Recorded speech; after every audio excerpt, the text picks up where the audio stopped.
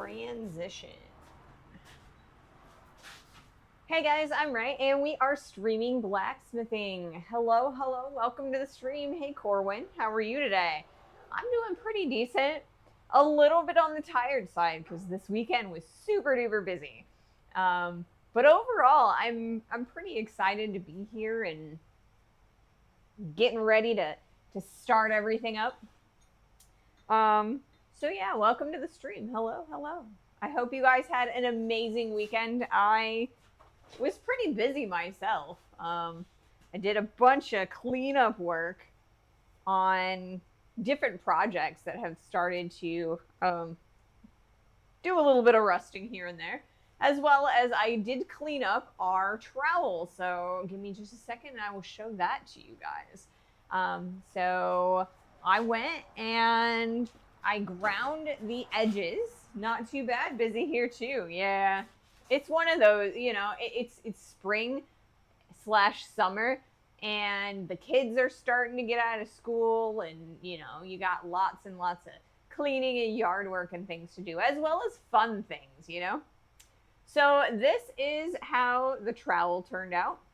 I kind of cleaned up the edges a little bit, gave myself a little bit of a blade, not too sharp or anything, just enough to like dig into the ground, like some harder dirt, but not enough to like cut yourself with, just enough.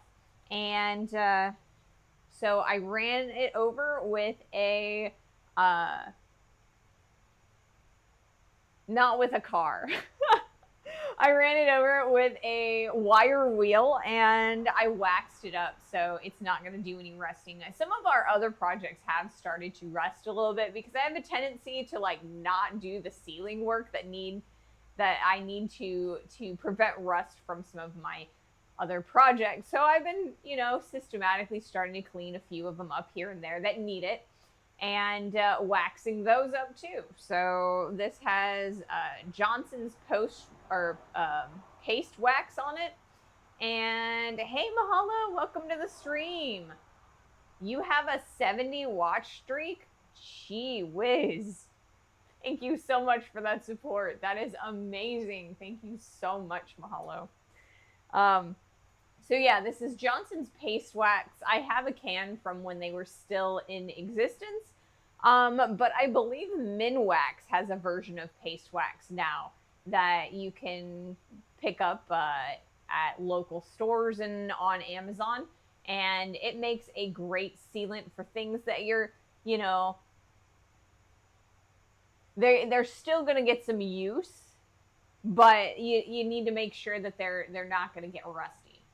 So yeah, this is the end of cleaning up the trowel. So we are going to continue working on our next project, which is a set of wolfjaw tongs. So on Friday, we started working on this set of wolfjaw tongs, and we ended up losing about a 1/2 inch of the spring steel that we started using to forge these guys. So the reins are a little bit on the short side. So what I want to do is I want to draw out some reins on this side just to see how far we can get. Then we're going to kind of come back and look at this guy, decide whether or not we can use this with this side or if we need to restart from the beginning. I'd also like to start working on the jaws a little bit, kind of shaping them up, the bosses as well, kind of trying to, continue work on making a set of really nice spring steel tongs so that we can pick up little tiny things and not have them drop every 4 seconds. So we are in the middle of an ad right now, and I will continue talking about that once the ad is over. We'll also start up the forge and start going. So yeah. Man. I am already tired, but you know what? I know I will get a second win, so we'll be fine today. I'm feeling rather energetic, like mentally, and usually when I get really like bad breathing days. I just don't get that mental boost. So I think that we'll be fine. I just think that I just need to push through being tired. So we're going to do that. We're going to get that second wind and we're going to go.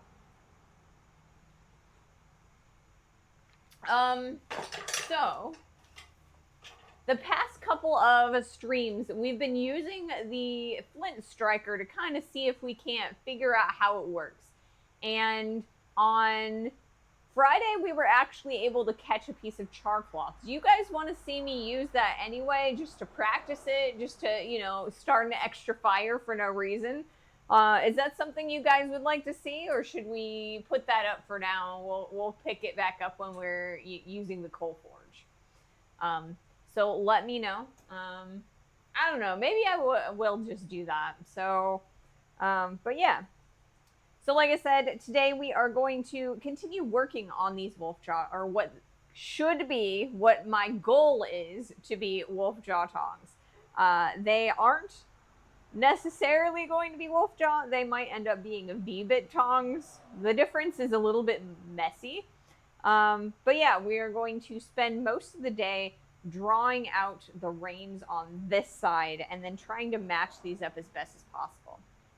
So I don't know, maybe I will start with the Flint Striker, just because it's fun, you know, starting extra fires just for the fun of it. So we're going to put that on the bottom, and we're going to remember that we're putting it on the bottom. And let's start the recording there, even though it's closer to the horn of the anvil. So let's go here, and we're going to take that like so. There we go. So I think I'm going to put this guy over here so that way I can actually put everything together and you guys can see it better. So yeah, like I said, we are going to drop the Flint Striker box. But I didn't drop the Flint and I didn't drop the Striker. So we're good on that, right? No hiding the lid in plain sight. All right. So while we are dropping things, we're not dropping the really important stuff, right? The really important stuff that might break would be like the flint itself. It might chip a little bit, and we probably wouldn't want that. But, you know, the box, maybe. I'm trying to pick out like a really small piece of this cloth because since we're not actually starting anything, for realsies, I don't really want to waste all of the good pieces on playing with fire for the heck of it. Okay, so I found a nice piece of char cloth there. We're gonna try and start that one on fire. We're practicing. The one on Friday could be a fluke. You never know, right? All right. So I've had the best luck with this section right here of the flint. So let's see. Is this okay? Let's see if we can do this and not set my fingernail on fire. Man, I'm not even getting any, like, oh, there's a spark. There's a couple sparks. We're starting to get it.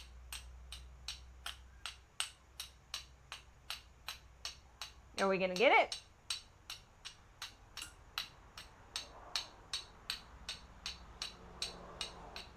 Well, you know what? Maybe we need some more practice because, you know, I'm not even getting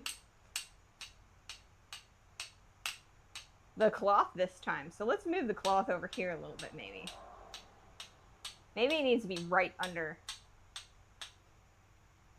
There's a hole in it. I don't know. So I think we're going to stop for the moment. We're going to try this again on Wednesday. I think I put a good try in there. There is a little hole in that, but it's not burned or anything. So I think we missed the spark. So I mean, clearly we need more practice. So we are going to put that up for the moment.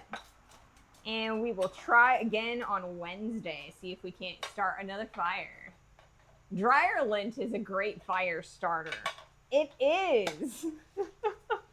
It definitely is. And I'm not going to talk about why I know that. Yeah. Dryer lint is a good fire starter. Make sure that you clean out the lint trap on your dryers very well. Not just the little lint trap, but also like inside of there. All right. Okay, so we are going to start up the mailbox today, and we're gonna start heating up our piece of steel. It says we're unstable. Let me check this real fast. I think that we're fine. It's just for whatever reason, my monitoring says we're unstable. All right, let's do this.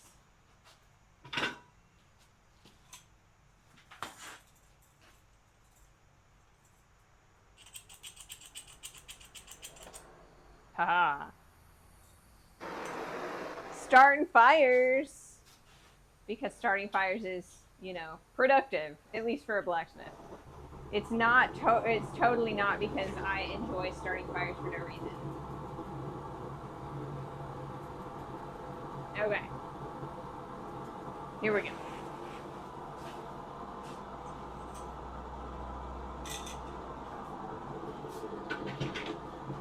Okie doke. I have the wrong tongs out. Give me half a second.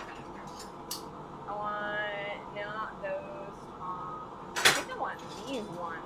You know what? I don't have headphones on, and so I can't hear myself very well now. Let's put this in the forge, and then I'll get my hearing protection.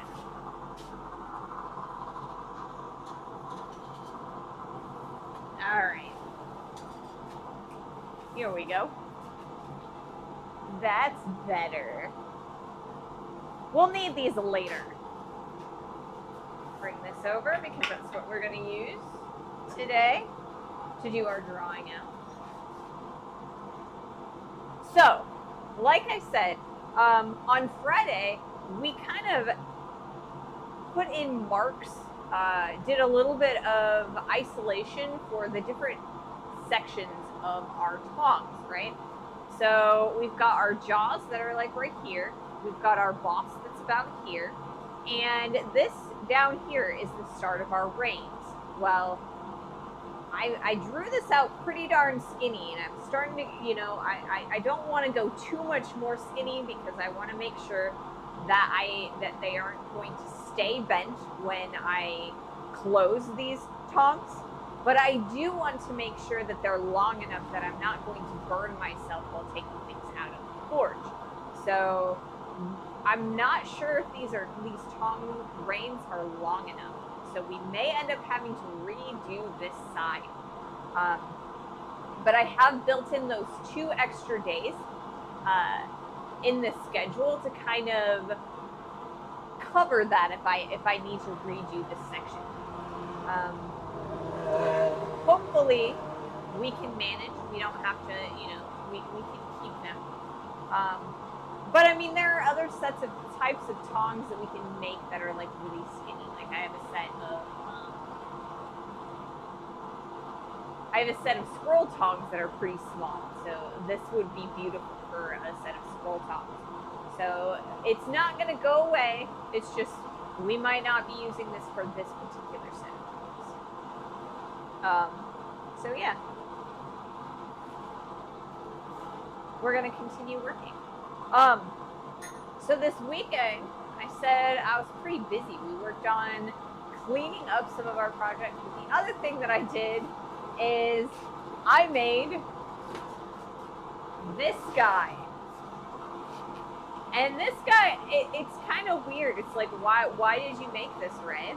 And so I'm going to tell you why I made what may look like, I don't know, a magic wand or something like that, like a handle and this like skinny section, a tail. The reason is because when I made the trowel, we had this lovely rat tail that we turned into a loop so that we could hang our tool. And when I curved this loop, I thought that I had hit record on the camera. And you know what? I didn't. I completely missed recording this whole section of me curling this. So this guy, I made this guy last week, or like yesterday. I made this as a faux trowel end so that we could reshoot the curve. So unfortunately, it's not going to be the original, like from the trowel, but we're still gonna get the shots, right? You know, you got some reshoots. When you miss things, when they don't happen the way you need them to, you gotta reshoots, right? So it was actually pretty fun, hanging out in the shop and dancing around and listening to music and stuff, you know. I love you guys, but sometimes it's fun to like play around a little bit, you know. It's a marlin spike until it isn't, right? It does kind of look like the marlin spike. It's not, I don't think it's sharp enough though, you know. It's got a really dull end to it. We're gonna put it right there. It's just, it's not pointy at all. So I don't know, maybe after I get my shot, we'll uncurl it and then I'll point that out. We can have like a magic wand that has a little pointy spike so that we can undo rope knots.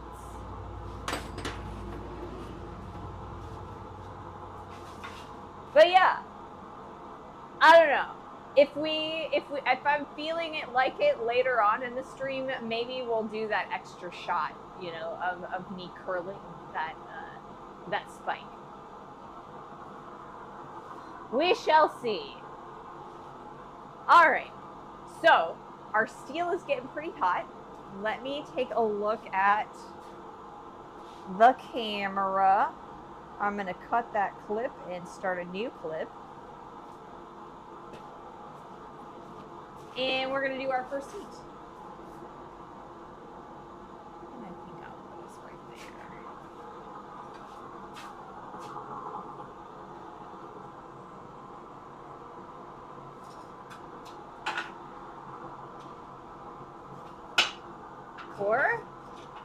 Or maybe I'll need a different set of tongs because these aren't holding it very well. All right, let's grab the other set of tongs.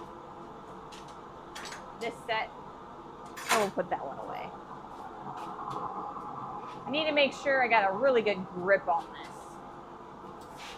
All right.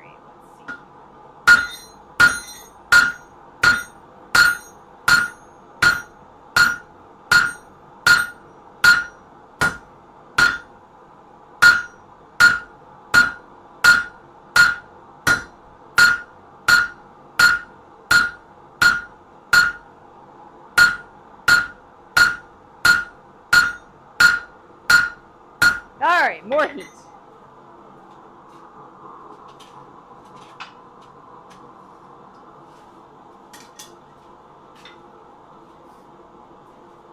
I want to keep things as hot as I possibly can as we're going. We're going to get a lot more movement with the steel piping hot. And I want to take advantage of the fact that we're using the mailbox to do it. So I'll put this over here because we were having a little bit of, I could hear it just like jiggling around and it's about to fall off. So we're going to put this over here. We'll come back and check the two of them together as we continue working on drawing it out.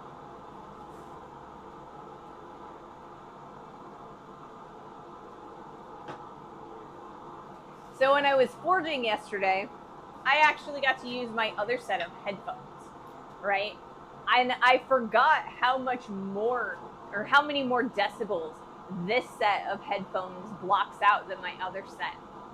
The reason I use my other set though, is that it has Bluetooth connection between my phone and the headphones, so I can listen to music while I'm forging. I don't get to do that when I'm forging for you guys, because you know, if I was listening to music while I was forging with you guys, I'd get lost in the music a little bit. So, you know, I get to talk to you guys, and that's just as good, right? It could also be that one product that I won't name in here, just use super quench to harden it.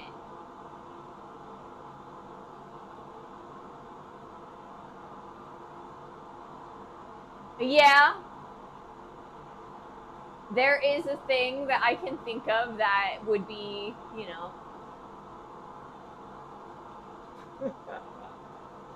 But yeah, that is actually made out of mild steel, so it would have to be a case hardened piece.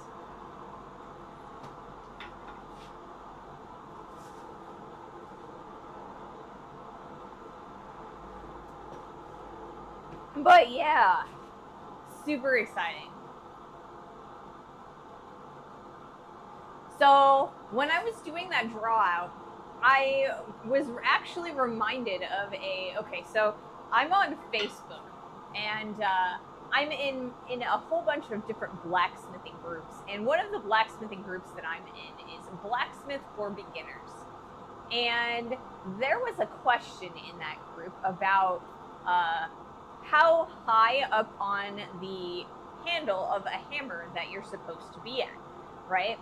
So it was quite the debate, you know, whether it's like, who's the person who told you you need to choke back or up or whatever on your hammer handle. And eventually I think I chimed in and I said that the hammer handle, like the position of your hand, has various reasons for it, right? So the higher you choke up on a hammer, the more control that you're going to get, but the less power you're going to get. And the farther back your hand is on the hammer handle, the more power you're going to get, but you're going to lose control. And you can practice to gain back some of that control, but there's only you can't quite get as much control as when you have your hammer choked up like this. So it's kind of, your hand position is based on the job that you're doing, right? If you're doing cleanup, if you're doing tiny pieces of work, if you're like scrolling, things like that, detail work, you want to choke up on your hammer.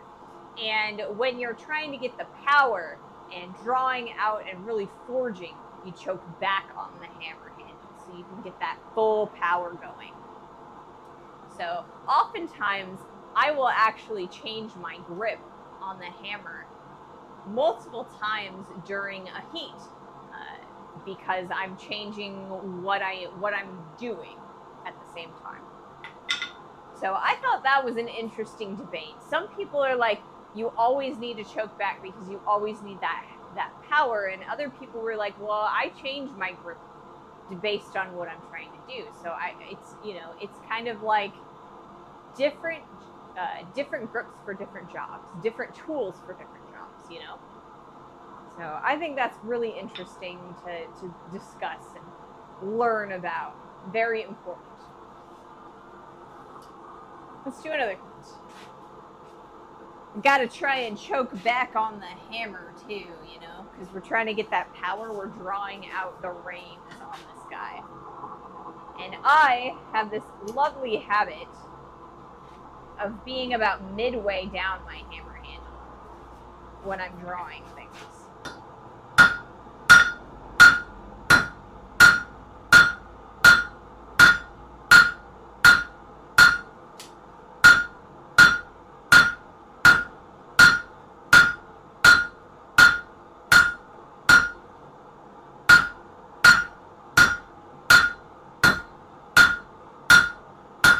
So I'm trying to consciously choke back on the hammer handle.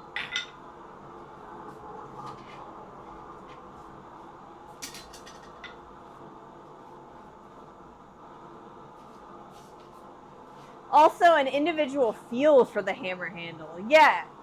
So that's why I really like this style of hammer handle, right? Where it's like it's an oval and it's kind of very parallel along it.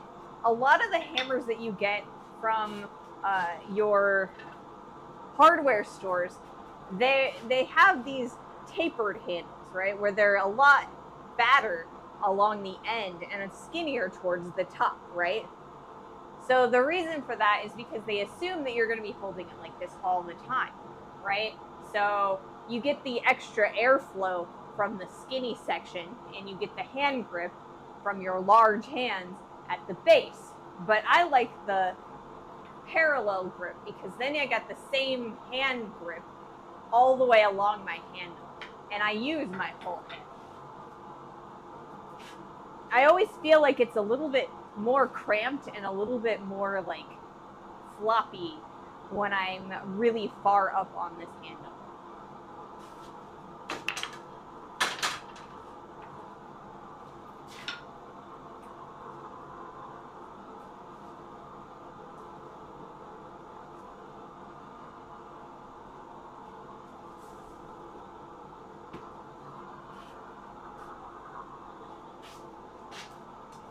Yeah, I agree. It feels weird to choke up on a tapered handle. I do. I feel like it just, the grip. It's just like, you know, it's like you're wrapping your fingers and kind of overlapping as opposed to having a full normal grip.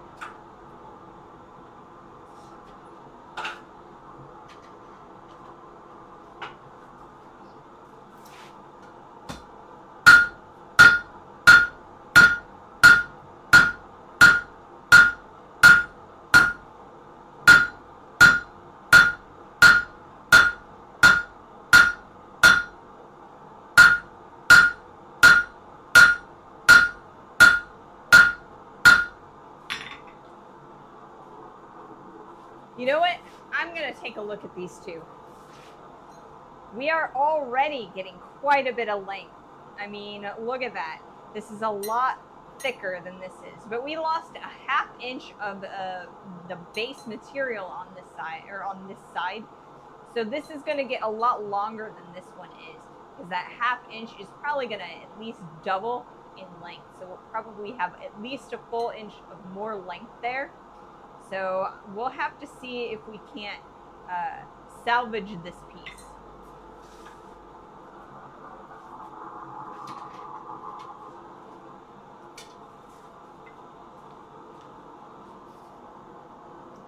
Hey, baling day here. Gotta go get busy. Good luck with the new tongs. Have fun. You as well, Mahalo. Be safe. Lift with your legs, not your back. But you're probably just like cutting the hay today as opposed to like lifting the bales. But yeah, still, be safe. So yeah.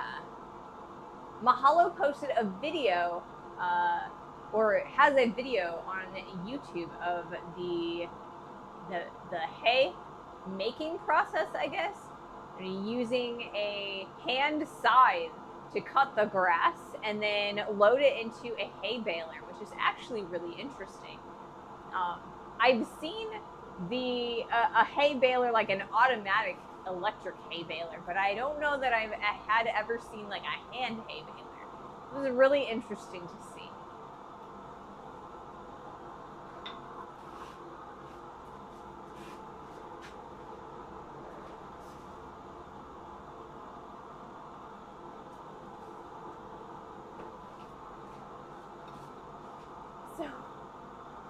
So I have been, part of the reason that I made the trowel that we made as our last project is because I planted a garden this year, and it's the first time that I've planted a garden on my own. And I wasn't sure how to go about it. So basically what we did was we tilled the soil and we grew the seedlings in a seed tray, you know, like a starter tray. And then once we got enough plant that we thought that we could just like put it in the garden, in the ground, we did that, right? Well, I did not know that you really need to put down something on top of the garden so that weeds and other plants like grass and stuff don't come up through the dirt too. So that's one of those lessons that I wish I had learned before I did my planting, because I think it's a little, or like eventually, as my plants started coming up, I started getting little clovers, and I was like, oh, it's fine. It's fine. It'll, you know, the clover will stay low and it'll keep other things out. And so I didn't mess with it. And I think that was a major mistake. I'm not, like I said, I'm pretty new to gardening, but at this point, that clover didn't prevent the grass from growing in. It didn't prevent the clover from getting bigger, and I've actually lost some of my plants in the grass.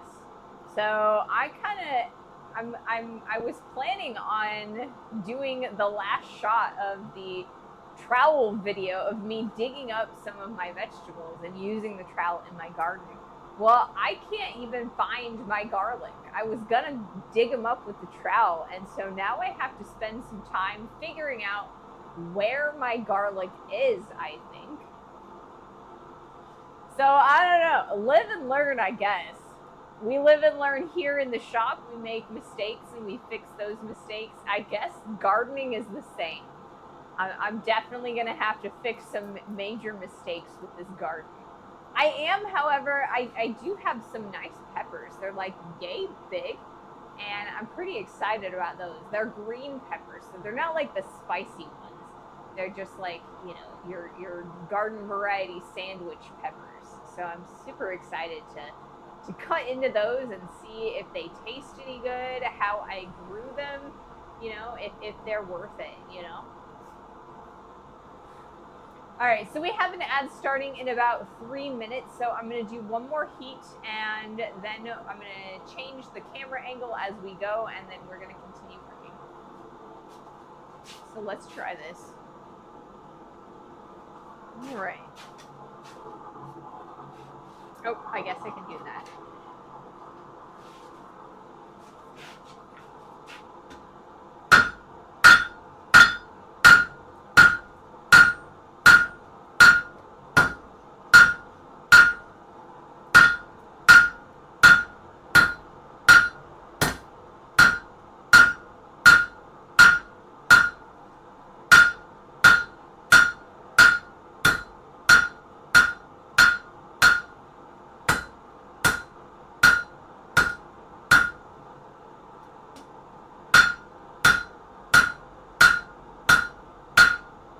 More heat. So yeah, I think that I did not do enough research about the garden before I planted it. So when I was a kid, my mom used to plant gardens and things like that, but like, I guess she, as far as I knew, she never put like gardening or like landscaping tarp over the ground for the vegetables, only for the flowers. So I guess I didn't realize that you needed it for the vegetables too. Because I just assumed that, you know, like the big fields, they don't put that stuff down. It's just the bare earth. And then like the plants come up. So I don't know. We'll figure something out.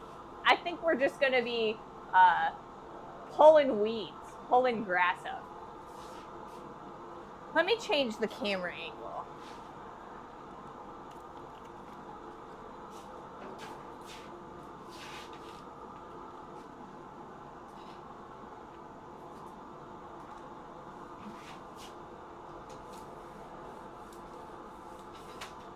I talked to the butler about it originally, and I was like, should we do something about this? Like when the clover came out. And we were both kind of like, I don't want to mess with it right now. I just want to kind of see what happens. And you know, I think we should have gone, or I should have gone with my gut. I think I should have gone with my gut.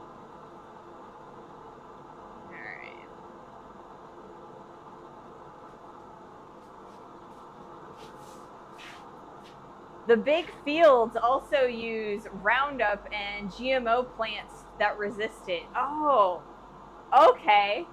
I suppose that makes some sense. I mean, I knew that they like sprayed fertilizer and like, you know, bug stuff and weed stuff, but I guess I didn't realize that, you know, it was that.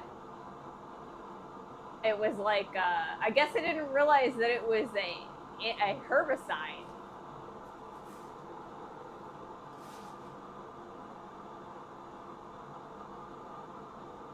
I always say that I'm a city slicker, and I am definitely a city slicker. So it'll be fun. I'll probably actually still do the last shot where I'm digging up some of the garlic. But you guys will probably get to see my weedy garden. My garden ate its Wheaties, and now it's full of grass.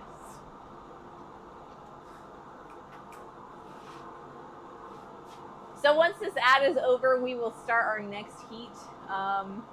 We've got plenty of fire and warmth and heat to move the steel.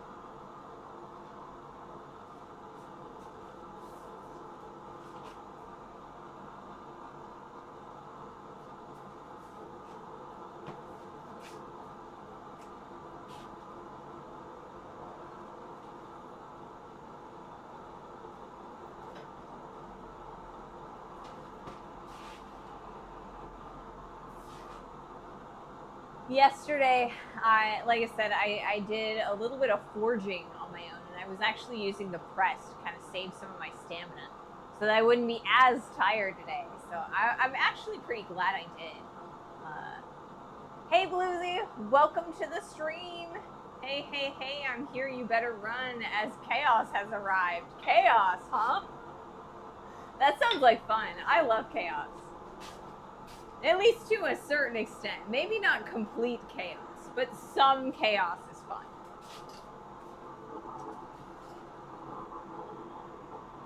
Controlled chaos, right? What you want in life, controlled chaos.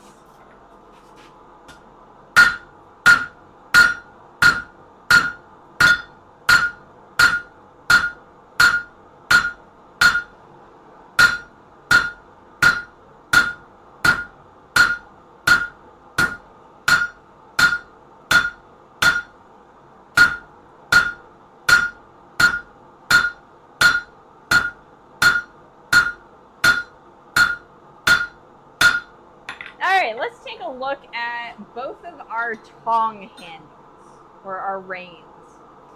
So it looks like we got about an inch left to grow before we start really getting too long on this side, but we've got plenty of steel left. So we're going to get more length than we need. So we'll see how much we actually get. I'm very interested.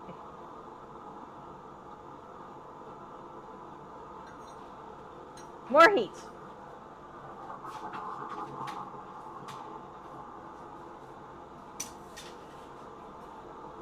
It isn't controlled, or isn't controlled chaos an oxymoron? Something like that. Maybe. Also, you remember me telling you I was going on a little cycling trip? I did remember. Are you on the cycling trip?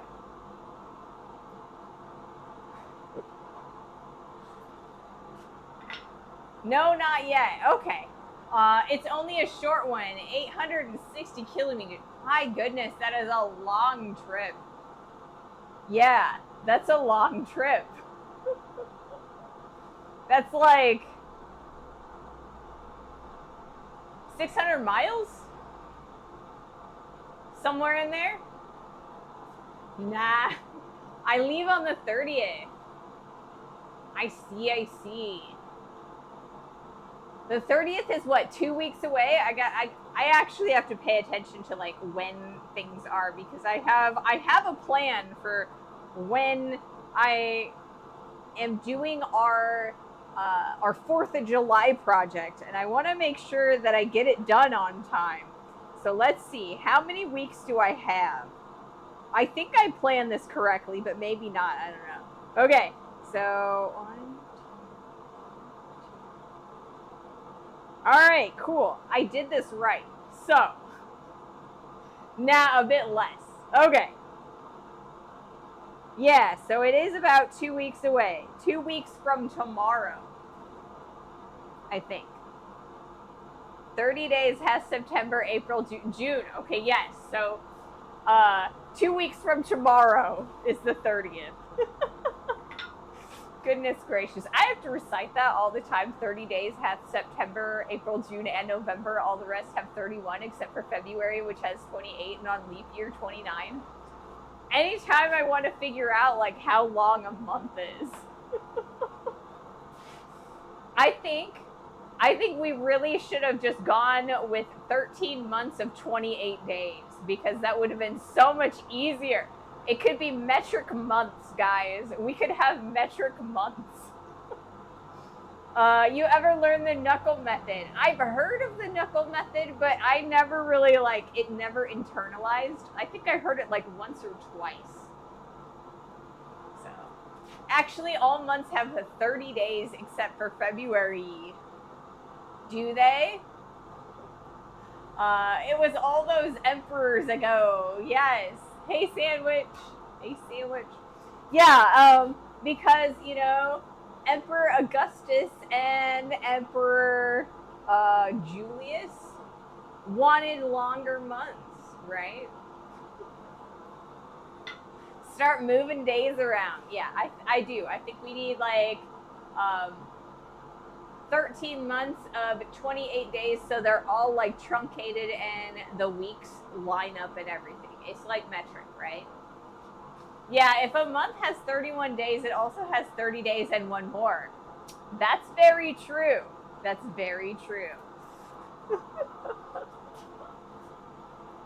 So yes, I think we all need to change to metric months, metric time. But see, I can say that because I don't understand time to begin with. It would be just the same, I can't tell you what time it is half the time anyway, clock time or month, day, week time, so it wouldn't be any different for me. So you start with index knuckles, and that's 31. Then the valleys are 30, but you count the pinky twice. So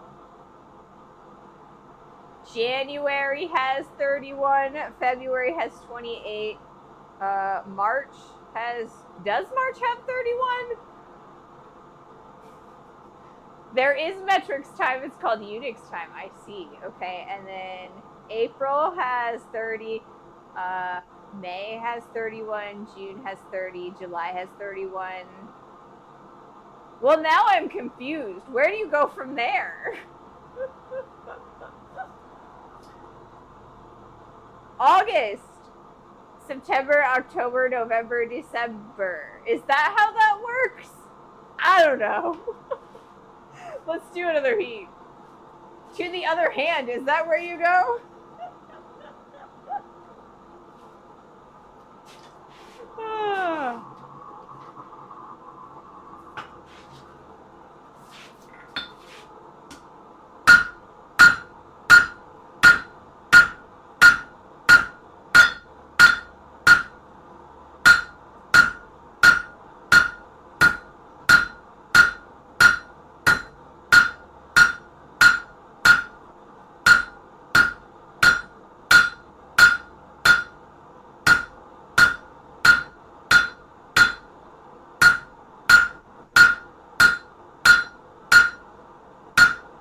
All right, more heat. Don't you go fluttering on me.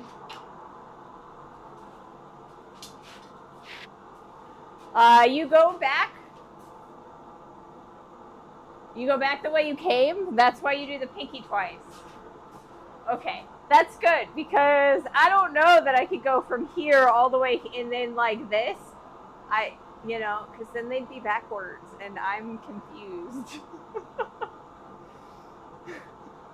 Spike J, thank you so much for that follow. Welcome to the stream. Welcome to the community. All this chaos, welcome in. It is in German, but you can guess it. Guess. I missed something. Oh! It is?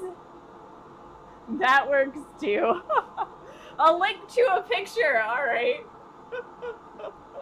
I'll bite. Ah. Oh, okay. So that makes more sense to me. That makes more sense. Because in the picture, they start with the pinky. Then January, February, March, April, May, June, July, August, September, October, November, December. See, that makes more sense to Ray's brain. But you know, I can't say that I'm very good at time to begin with. For the longest time, every job I ever held down, I was at least an hour late or an hour early to at least one shift on that job because I'm just really bad at time. Yes, this is how I learned it. Okay, that makes sense.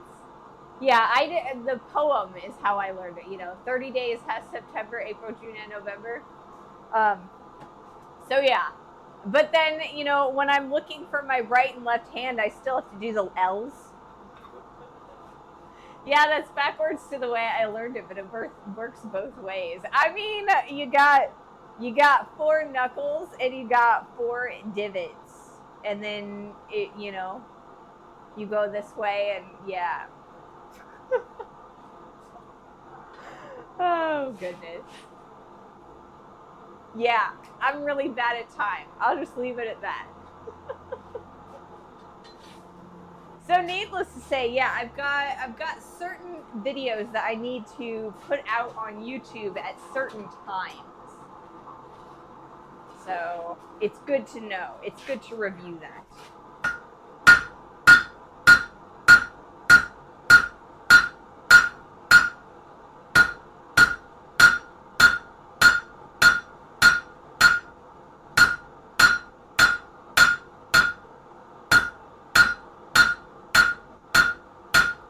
So the end of this rein is a little bit thicker than the rest of the length of this rein. I said that word twice.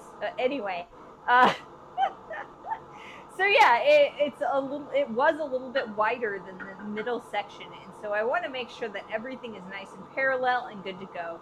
So we're going to focus in one more heap on the end. That's where my brain is right now, or at least that's where it should be.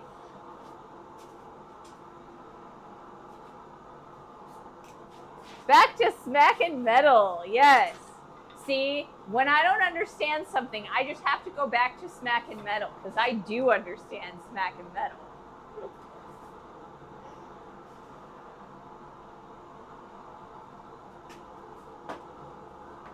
Yes, I understand blacksmithing. At least to an extent. How are you doing over there, Forge? Let's turn up the heat a little bit. I was gonna say, oh, okay, yeah.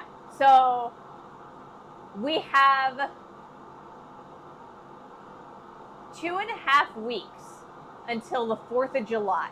And because I live in the United States, the 4th of July is, it's the country's 250th birthday. So we wanted to do something that was kind of related to the 250th birthday of the U.S. So we are going to be doing a America 250 burger brand. So we can brand our burgers that we're barbecuing on the 4th of July. So as long as I'm able to stick to my stated schedule on this particular piece, our next one will be that burger brand, and we should have it done in time to use on the 4th of July at a barbecue. So it's good to know when today is and when the 4th of July is. I also have another video that is a little bit time sensitive. So this week's video is the Indiana Blacksmith Association overview video, and that one will come out tomorrow. And then next week's video, for Wednesday of next week, will be the video on the location of the AACB conference, because we held that conference at a historic village, and that is going to be they're going to do their 50th anniversary celebration on that weekend. So we are going to be doing that video for next week. So it's good to keep track of time.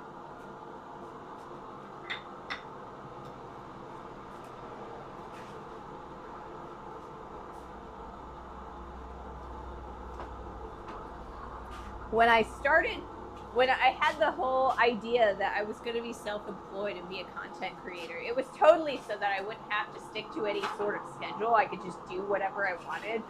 You know, I'm finding I'm scheduling a lot of stuff these days.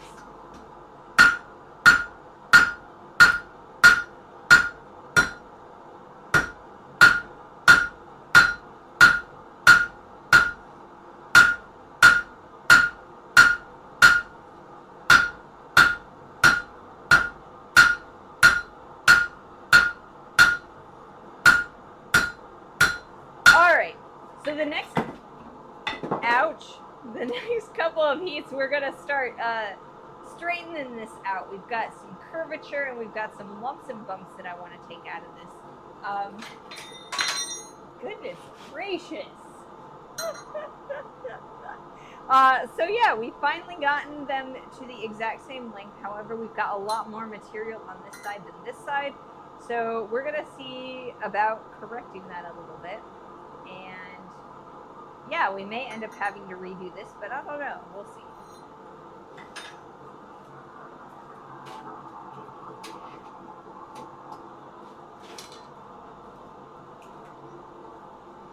Yay, 052 brand. Honestly, now making me want one of those branding irons. Yeah, I think that it would be really cool to, or I've always wanted to make a brand. Because, you know, it's one of those things that you make when they made in the Old West, and I was interested in making it. So we decided that we were going to make one. And then I decided it was going to be a burger brand because I don't really want to, like, encourage branding in general. Like, you know, animals and people. So we're going to brand our burgers instead. And I mean, technically, I guess that is branding an animal, but it's already dead. It's food, so, you know. Time waits for no man or woman. Yeah, that's very, very true. Time waits for no man. I guess, you know, even though I tried very hard not to have to worry about time, you know, I've given myself a schedule anyway, and I've been able to actually stick to it, which is really, it's encouraging, right? It's encouraging.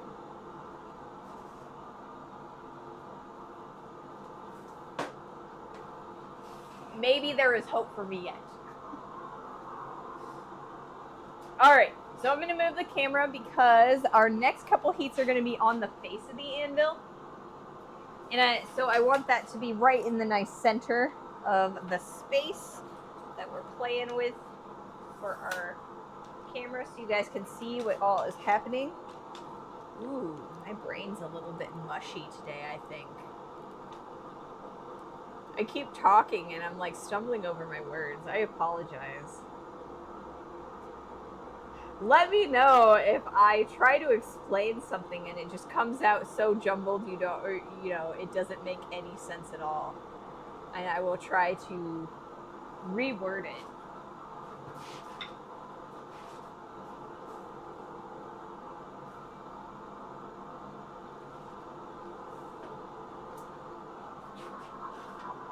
All right. So like I said, for our next heat, what we're going to do is we're going to come to the center face of the anvil and we're going to straighten everything out, make sure all of the edges are nice and true and flat. We take out any curves and lumps and bumps. So that way we can kind of take a look at our two halves and compare them and see if it's possible to keep the short section. So let's do that.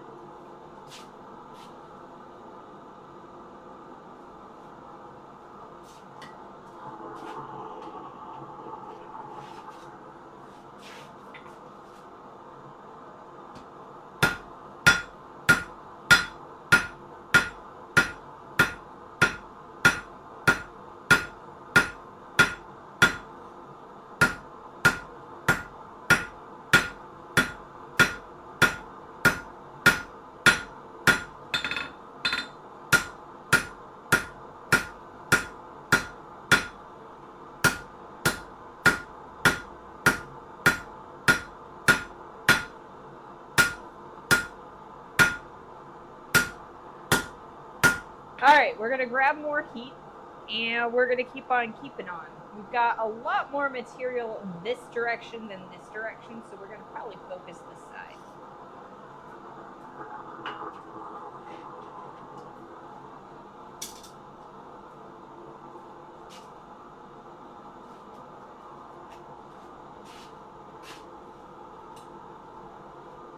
So for most sets of tongs that I do, I have a tendency to make them the reins the exact same length on both sides. And I do try to make my tongs identical on like either side of them. So that way when I put them together, it's symmetrical, it looks nice. But I always struggle with making them completely symmetrical. So yeah, I think that's our problem here, is that I'm struggling to make them symmetrical.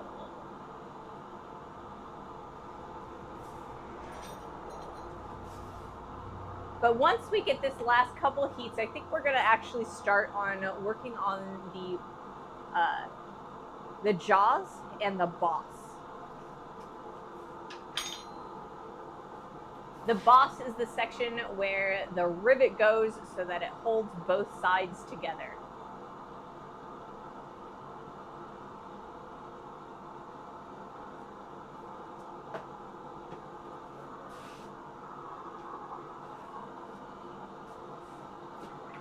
Let's see.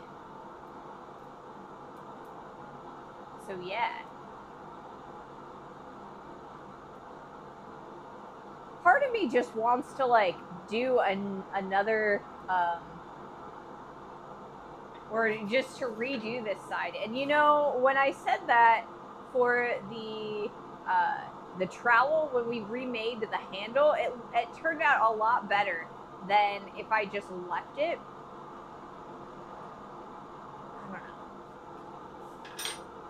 I don't know, guys. I don't know. All right, let's try this. That's not called the swingy hinge thing? I mean, it is sometimes. It is sometimes when I forget the word.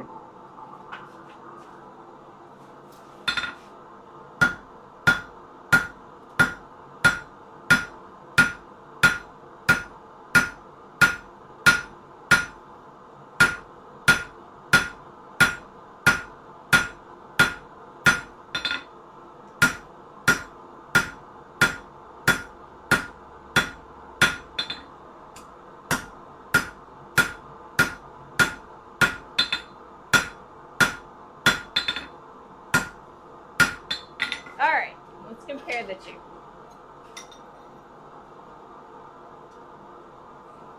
So, at this time, if we put them right next to each other, we already have about a 1/4 inch of excess material on this side.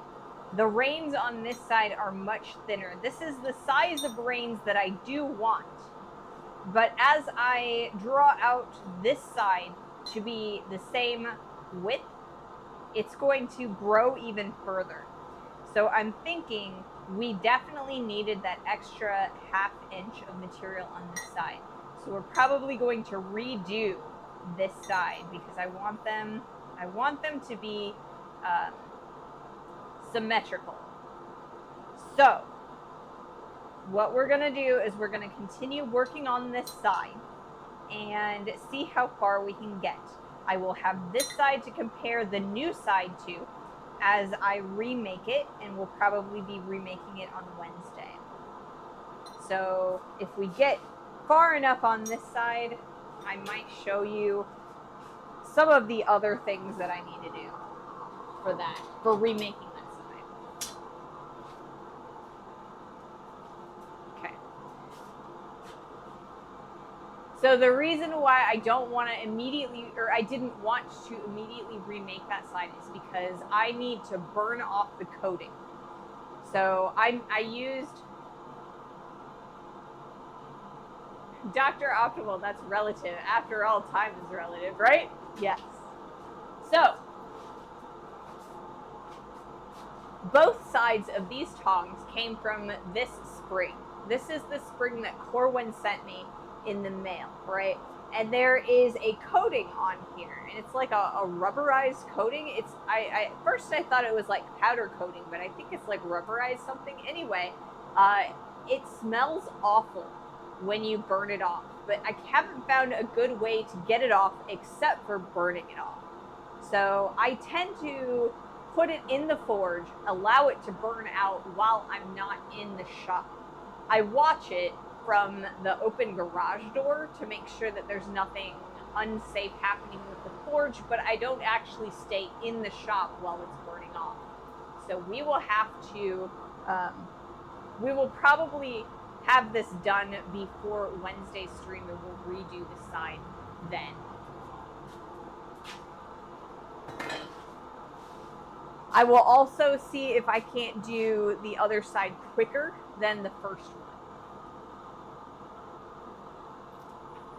So like I said, I did build in 2 extra days for this project in case something like this was going to happen. So I'm glad I did that. I have an extra 2 days before I have to start the burger brand project. So we're good, I think.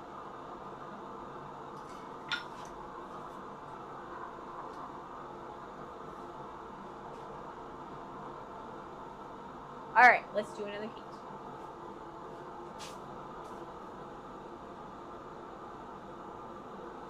You want to remove the powder-coated materials without it stinking. What do you want for nothing? Rubber biscuits? I know, right? I know. I want my cake and I want to eat it too.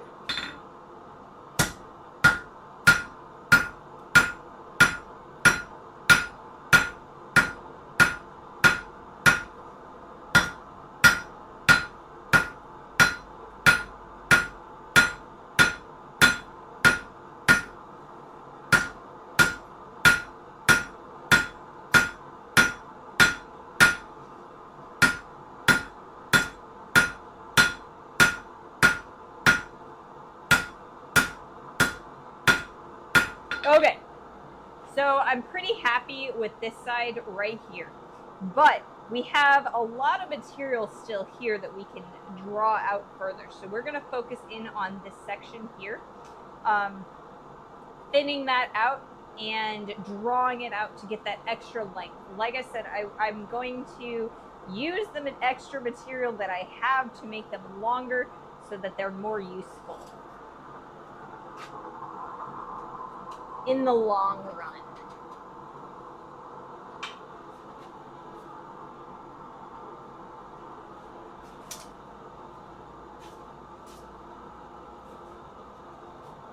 Get one of those fancy lasers. They wet everything, they do something everything.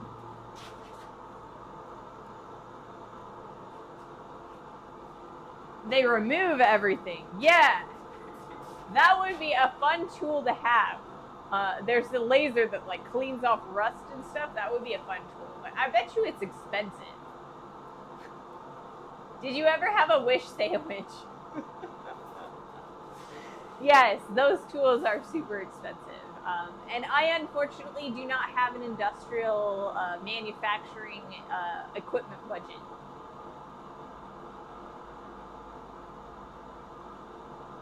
Maybe someday. Maybe someday. I feel like there's hope for me to have really expensive tooling. Because, like, if Alex Steele can do it, maybe I can do it too. You can use them to weld as well. I bet. They look like something that you could use to weld. So, when I worked at the jewelry store, we had... we were looking into getting some laser welders for doing platinum, or platinum soldering, and I never got to play with it, but it looked really cool. I really wanted it.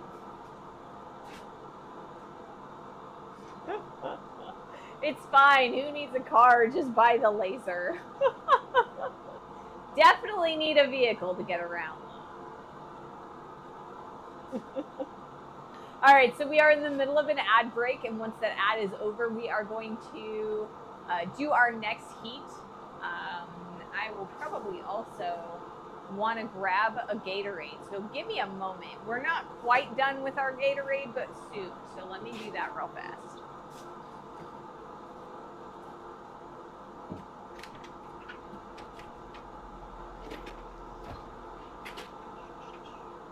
That's Mountain Dew, not Gatorade. This is Gatorade. This is the last Gatorade we have for the week. Oh my goodness.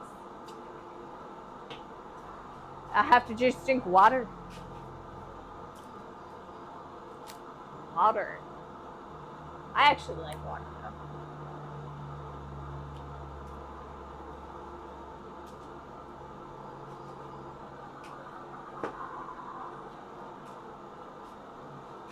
Alrighty.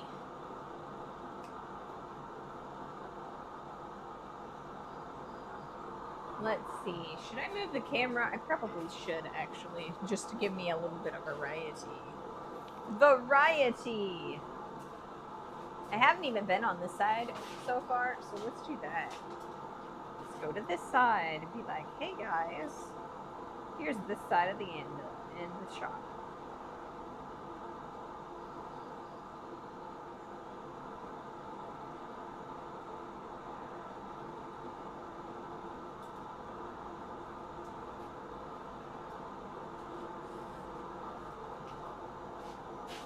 A wish sandwich is the kind of sandwich where you have 2 slices of bread and you wish you had some wood bo.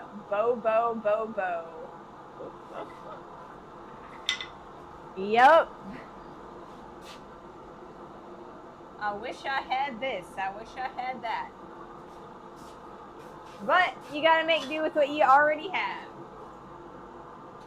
Or what you can get.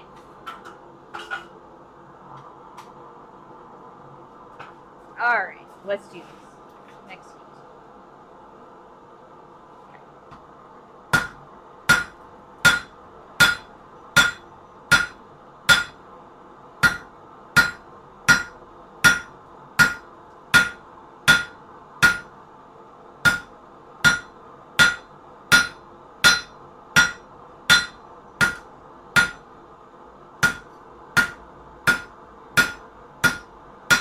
Alright. So,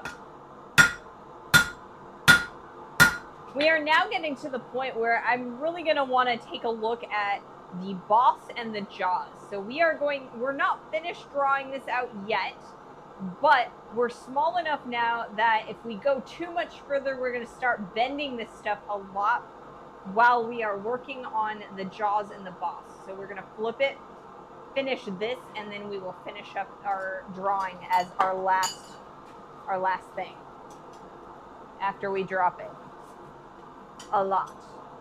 Alright, let me grab this set of tongs. This is why I left them out.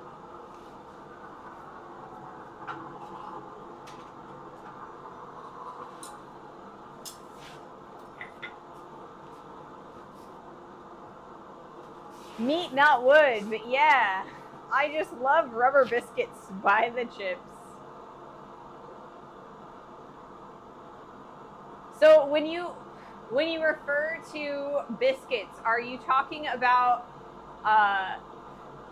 cookies, or what we refer to as cookies here in the United States? I imagine, because I don't think Europeans have biscuits like we imagine them. So biscuits here in the United States is a bread that's made with heavy amounts of flour, baking soda, and butter. Not much else. But they're very fluffy in the end, and they're a little bit chalky sometimes, but that's why you put gravy over top of them. A white gravy made with sausage, and sausage and gravy is great.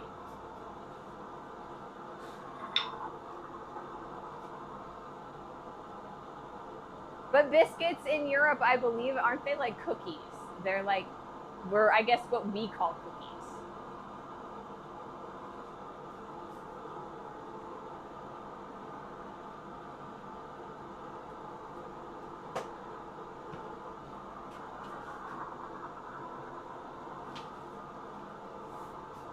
No, I'm thinking about the little round things you use to connect two wooden planks one or next to one another. Oh, see, that's a completely different kind of biscuit.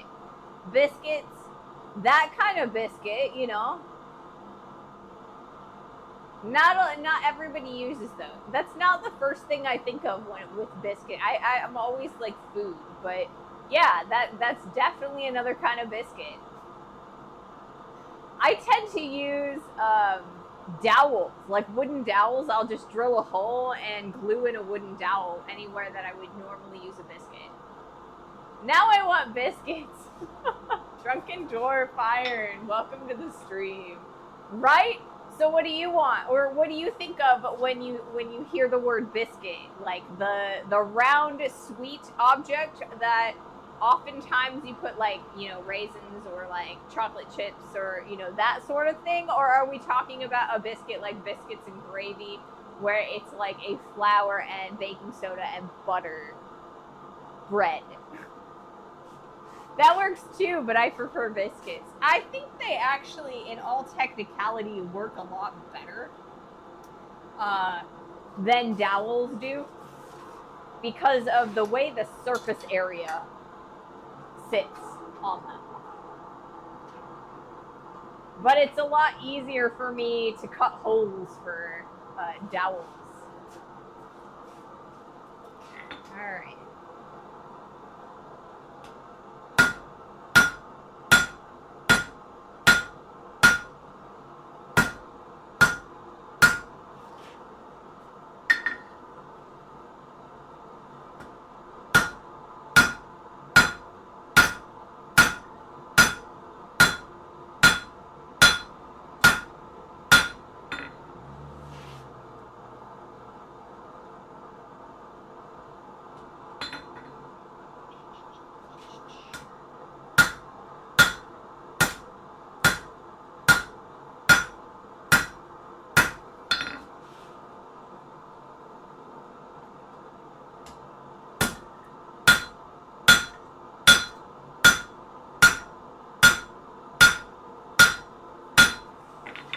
We are starting to shape the boss, which is the area that hinges where the rivet sits.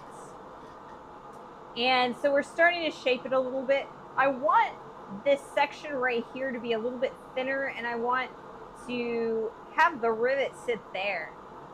So it's going to close a little bit better that way.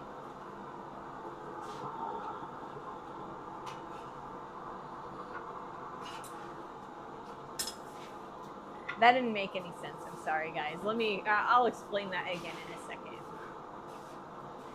As a UK gent, I think of what you would call cookies, although there is a difference between biscuits and what we would call cookies here. However, I would love to try biscuits and gravy, although I think your gravy is different from ours as well. So, yeah, gravy is a lot. I think gravy is a lot different here. Like, I don't really know what UK gravy is like, but biscuits and gravy is different from regular gravy. Because biscuits and gravy, it's basically a roux made from flour, water, and like salt and pepper, and then we also put chunks of sausage inside of it. So yeah, they do not know what gravy is. So I mean, we also do like drippings gravy, like, you know, when we cook turkeys, chickens, and like beef, we will take the drippings and make a roux out of that, and we also call that gravy. So we also put flour in all of our gravies. So I mean, it is a lot different, I think.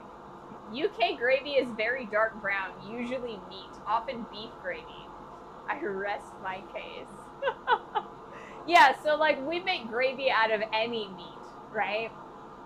So we have chicken gravy, which is made from chicken stock. We have beef gravy, which is made from beef stock. We have like sausage gravy, like I said, that's made with sausage chunks in it. So yes, UK gravy is the best gravy, which is what I'm hearing here.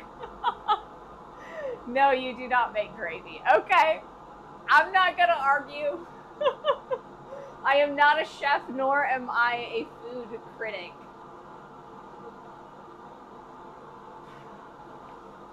But yeah. So as far as the separation between the boss and the jaws of these tongs, I want a little bit of extra leeway for them to open and close, right? If I make the jaws immediately connect to the boss, then they're not going to hold as big of stock, and they're only going to hold it with the very end. So that's more like a flat jaw, right? So it opens and closes like so, right? If I give myself a little bit of area, not this much area, but like a little bit, then I can get a parallel jaw that opens at a parallel so that I can grab bigger pieces of stock, if that makes sense. But if you have questions about what I just explained, let me know and I'll try and do it again. As a Belgian, I beg to differ, but hey, UK food is too bland for me. Glass Canaan, thank you so much for that raid. Welcome to the stream, everyone. Welcome, welcome. Hi, I'm Ray. I am a blacksmith content creator. And I stream on Monday, Wednesday, and Friday at 2:30 Eastern US time. Currently, I am making a set of blacksmithing tongs. This is one style of tong.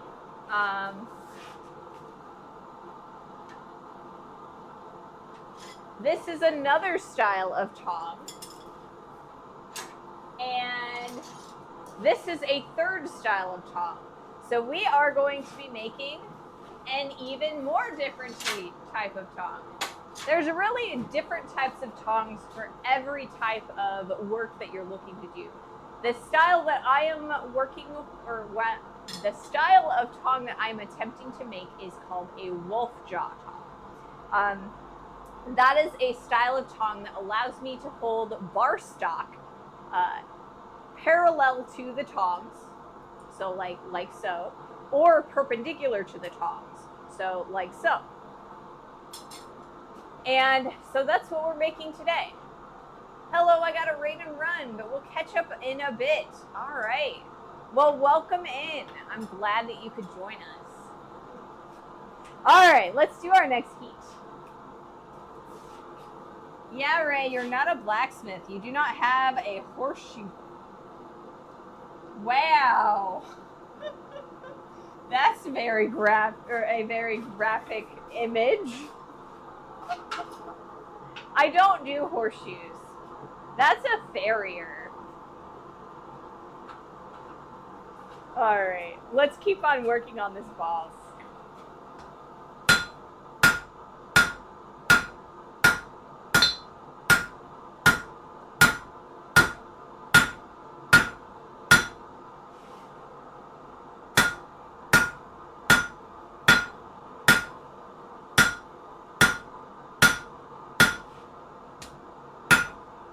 Okay.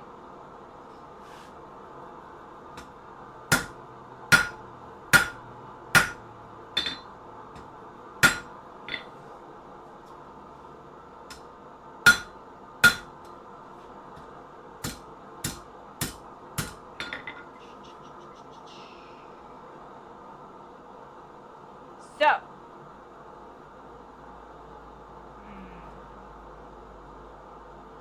I'm going to take a look at this section right here. We're going to clean that up a little bit. There's a little bit of a bump out. And then we're going to take a look at this section here. I've kind of left the jaws alone for the moment, but we're going to fix that. I am going to shape those a little bit, but I'm going to do this first. Or no, I think okay, yeah. I don't know what I'm doing, guys. I'm going to shape the jaws first.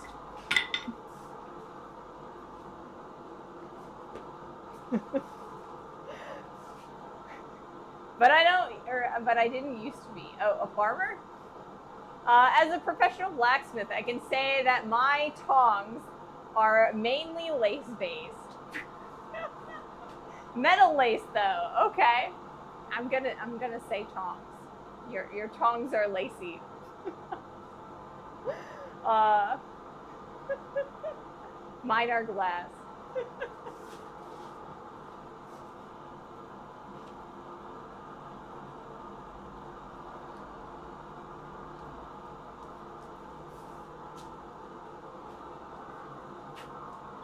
That's an idea, guys. Lacy tong holders, right? So as you're working, the handles of your tongs get hot sometimes. You could totally knit some lace like little gloves to put on the side, so that way it would be like pot holders. You know, because like the old grandmas, they have those little like pockets that you put on pot handles, especially for the cast iron pans and pots and stuff. You put the little like pockets that are basically pot holders. We could do that with lace. What do you guys think?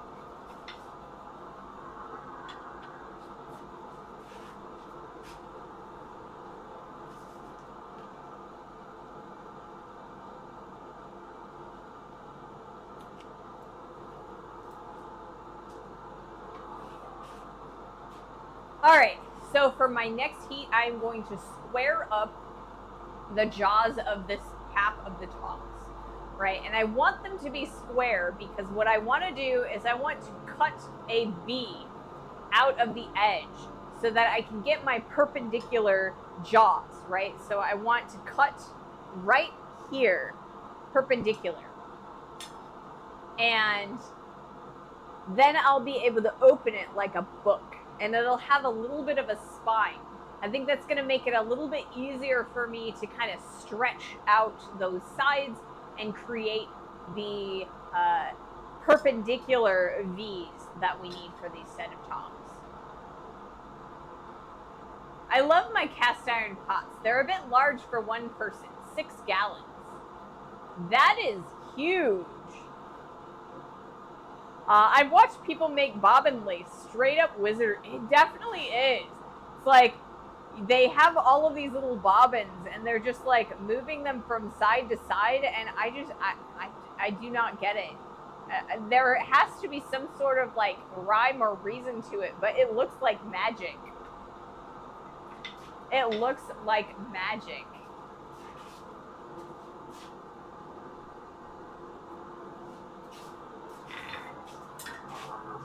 All right, so like I said, we are going to square up the jaw of these tongs a little bit.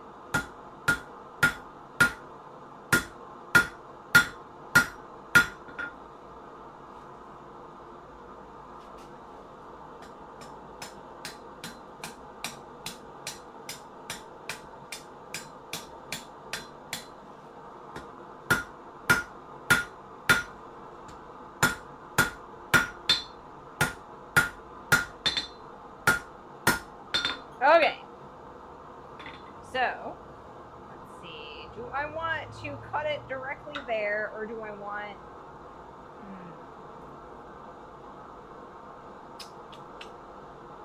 I probably do, actually. I probably do.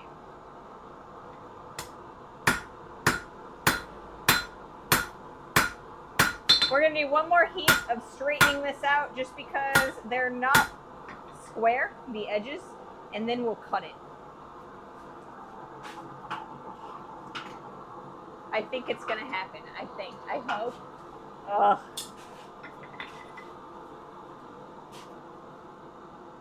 You need to resurface your anvil. I mean, I do. But I don't do anything that's like completely and totally flat unless I'm going to be grinding it that way. So I don't really worry about it. It is pitted. Yeah.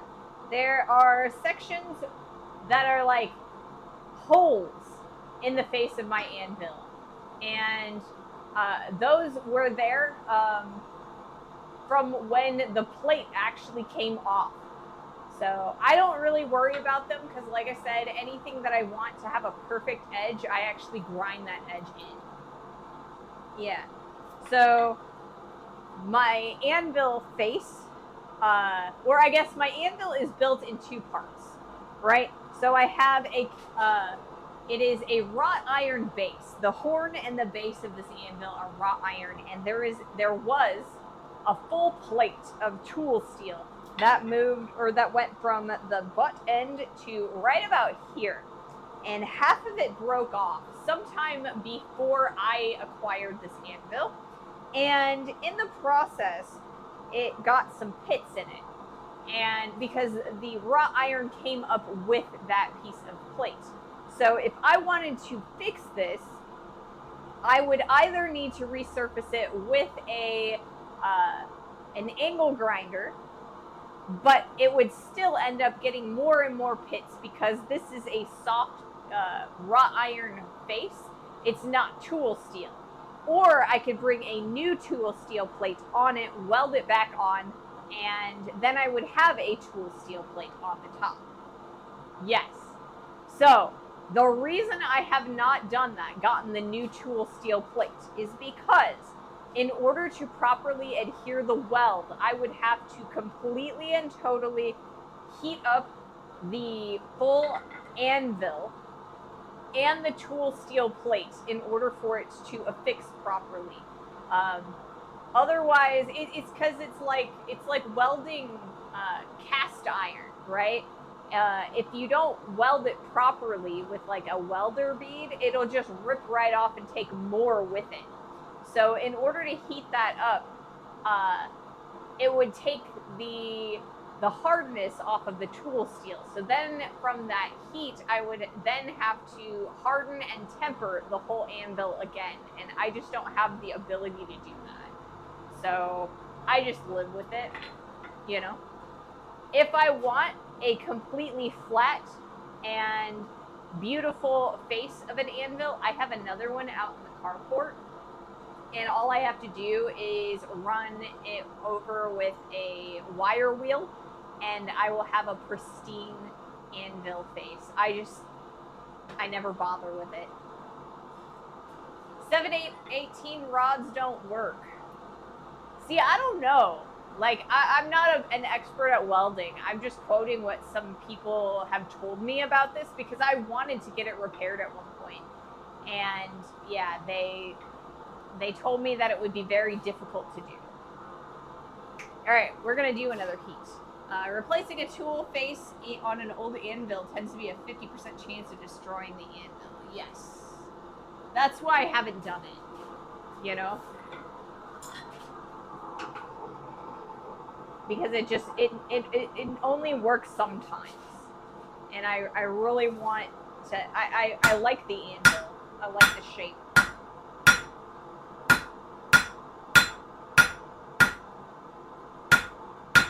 Okay.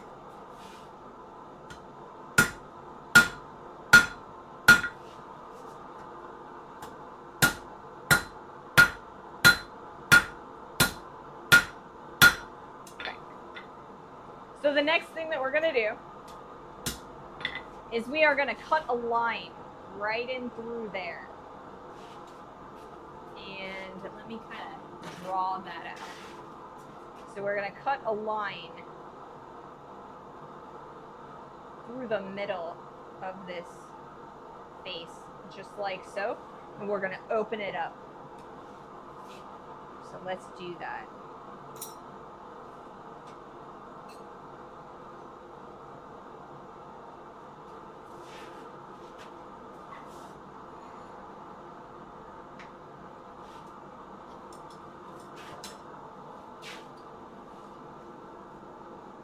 Hard-facing rods can patch up holes and fix cracks in tool steel face, but they won't hold up to fixing a new plate.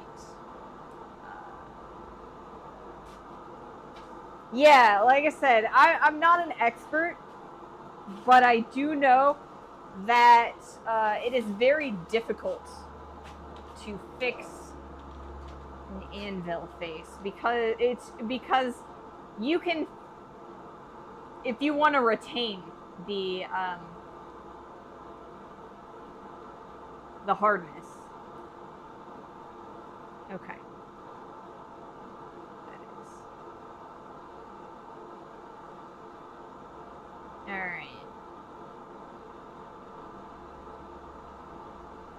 before I do this, I want to take a look at it.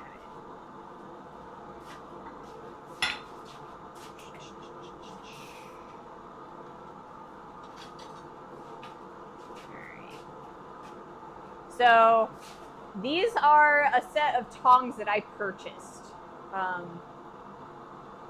So, the inside is... I'm looking at these guys and I'm kind of trying to tell where I need to cut this, what side I need to cut it, and so it's the lower side, so we're good. So I need to cut it right along there. That's what I need to do.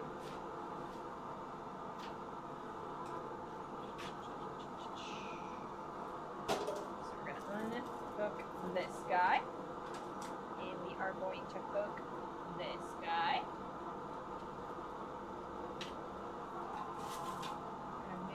These guys.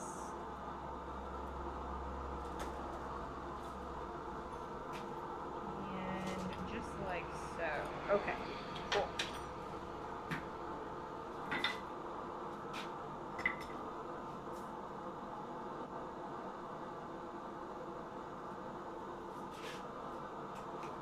And before I do that, I'm gonna grab my face mask, because face mask.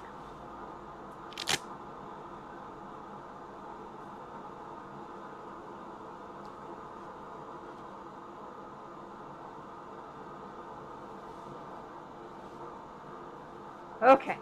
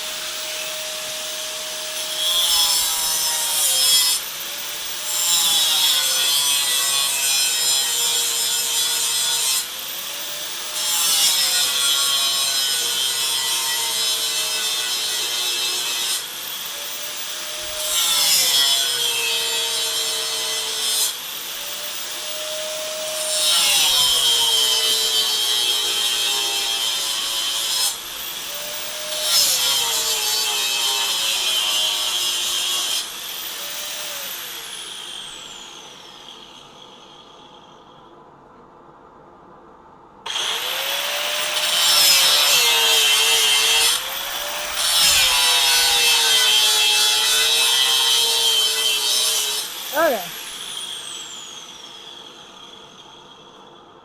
Do you guys see that? You guys see that? I almost grabbed it on the end.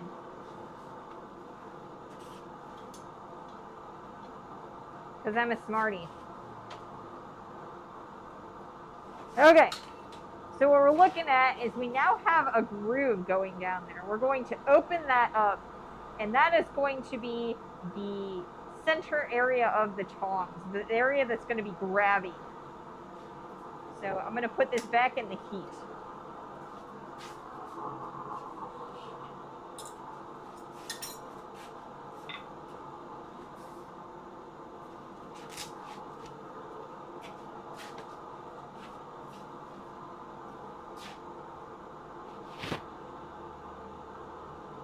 Yeah, Ray, but we know you have no heat sensors left in your hands. I know, right?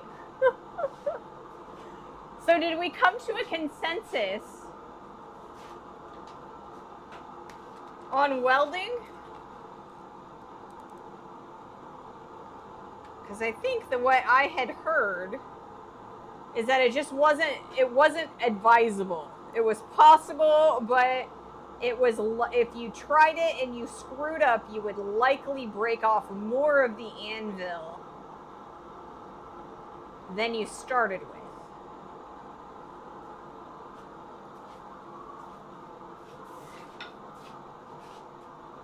We got distracted by oils. Oh, okay. No big deal. No big deal. Oh.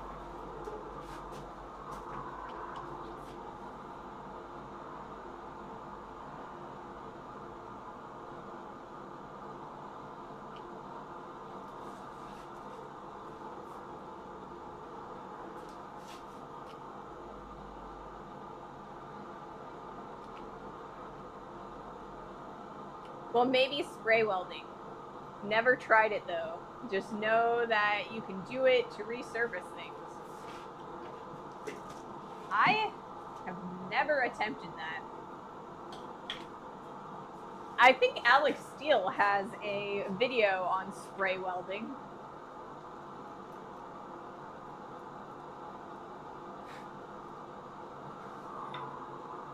Very interesting. Not something that I had ever heard of before.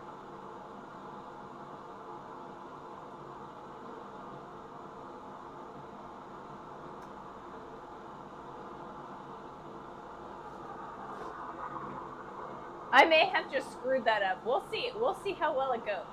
Alex Steele does a lot of cool things. He definitely does. But yeah, I think he had a video where he went to this place that had these like spray, I'm gonna call them spray welding, but it basically it sprayed like metal onto things, and you could kind of like, it would build up the metal and then it, like as a metal coating, and you could do it with all kinds of different steels or zinc or other metals. It was interesting. All right, let's see if I've screwed this up or not. I may have screwed this up. Yeah, that's how spray welding works. That's what I thought. All right, let's see. Like I said, we're going to see if I have screwed this up royally or if I'm just, you know, that lucky. Okay. So what we're going to do is we're going to use this chisel to start opening this.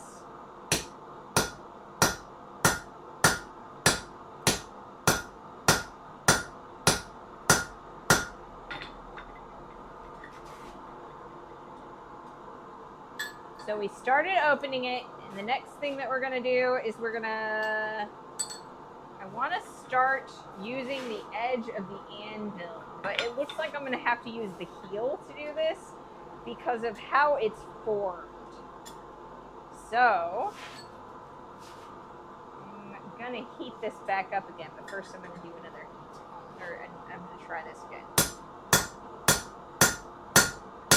Okay. Let's heat that back up again. So we have opened it a little bit. We want to open it a little more though.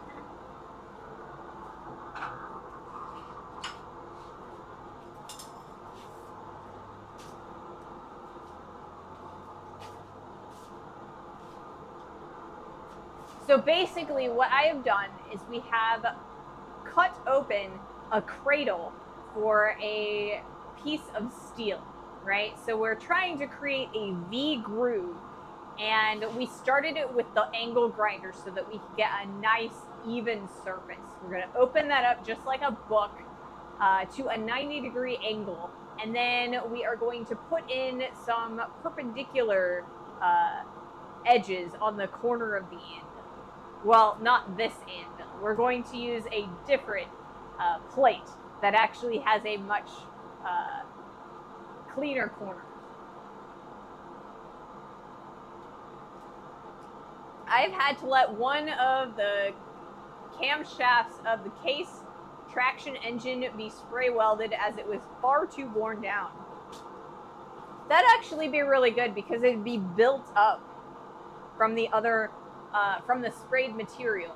You can build up quite a thickness if you needed to. All right, so we're going to go over to the edge of the anvil. Oh, I guess you guys can see it, but I want it to be a little bit closer so you guys can see it a little better. So we're going to be focused in on the corner of the anvil, because that's what we're going to be using to open up this.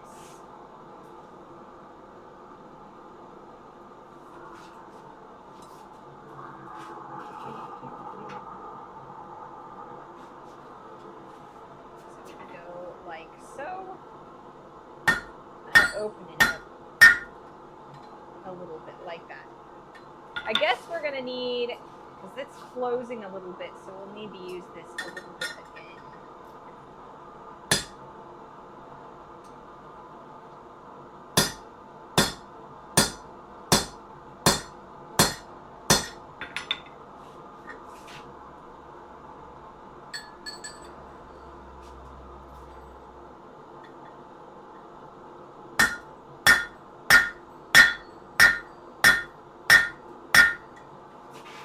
It looks like it's opening a little bit more. That's good.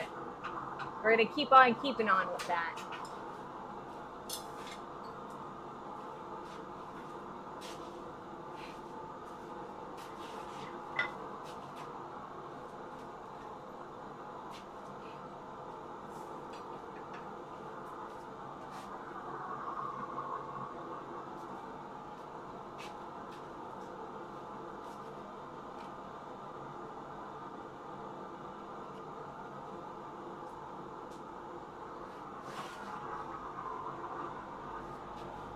I want to open it up as much as I possibly can.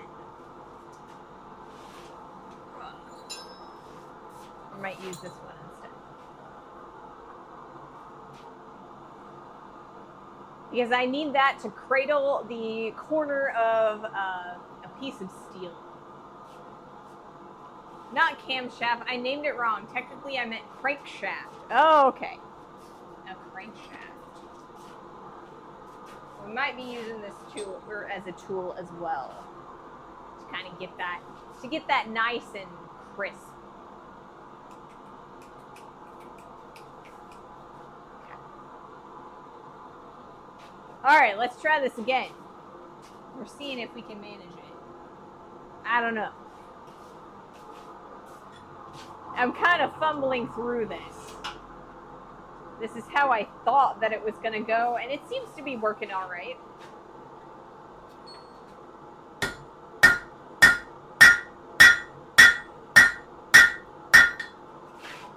All right, so we're opening it. Now we can stick that in there like so. And it's not working as well as I wanted to, but that's all right. So I think we're going to use the angle grinder to kind of open that up a little bit more, I think. Because it's not quite as open as I need it to be.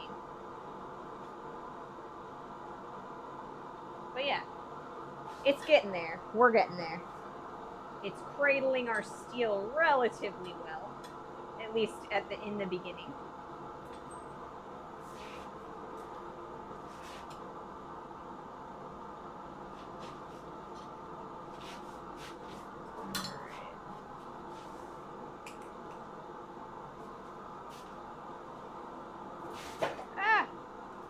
As I tripped. You know what's going to be fun, guys? If I have to start from scratch and I don't get to keep either of the edges.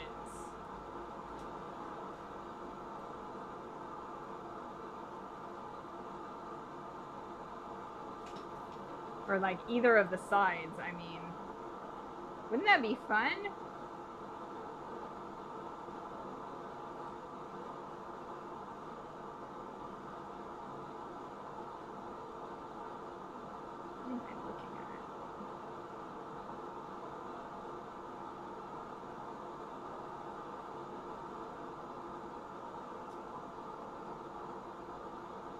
I don't know what I'm looking at. I'm confused by the focus on this.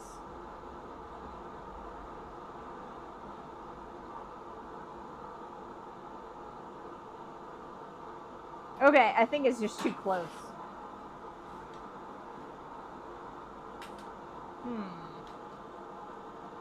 Having issues, guys. I'm sorry. That's gonna be a better view, I think. I can actually focus it. Oh, look at that. I can actually focus my piece. There we go. I apologize for that. That was a struggle. That was a struggle.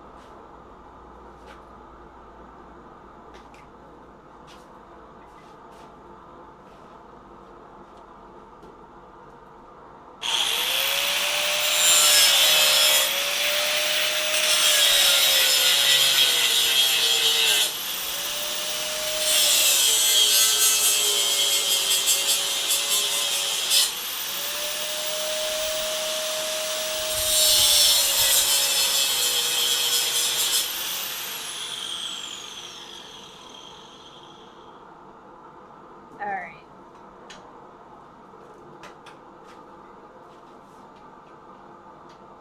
Just keep on keeping when it comes to opening this up.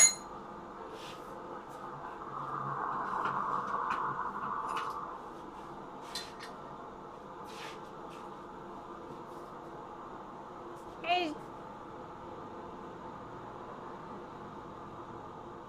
Hi, Raiders. Welcome to the stream. Thank you so much for joining us. Hi, I'm Ray. I am a blacksmith. We are currently making a set of blacksmithing tongs. Welcome to the stream. Welcome, welcome. I'm kind of struggling today a little bit. This is a style of tongs that I have never made before. And I'm kind of doing it by the seat of my pants.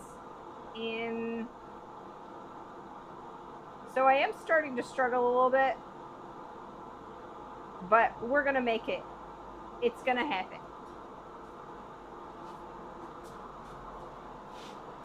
So hi, I'm Ray. I'm a blacksmith. I stream on Monday, Wednesday, Friday at 2:30 Eastern US time. If you have any questions, please do not hesitate to ask. I absolutely love answering questions. Like I said, currently we are making a set of tongs. There are several different types of tongs. Normally I make something called bolt tongs, which are like this style. It's got like a little round area that it pushes the steel up further. You can kind of get a better grip that way. But this set of tongs, I want to be a little bit closer to this set. This set is for a larger piece of steel than I want for this particular set of tongs. So we're kind of trying to reproduce these as best we possibly can and add a little bit of more functionality to them. So this set is called, or this style is called wolf jaw. It is called that because there are 3 V grooves within the tongs. So you've got a parallel V groove that runs from the tip down this way, so that when you hold the steel, you hold it this direction. And then there are 2 perpendicular V grooves, so that you can hold the material perpendicular.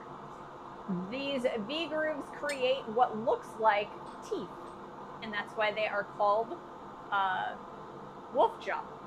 I'm headed out, but I didn't eat before stream. Have a nice one. Well, have a good lunch or dinner, whichever, you know. Have a good meal. Thank you so much for that raid, and welcome. Hello, hello. Thanks for joining. All right. So, let's keep on keeping on opening these. Almost a midnight snack. That sounds good, a midnight snack. I like snacks before bed too.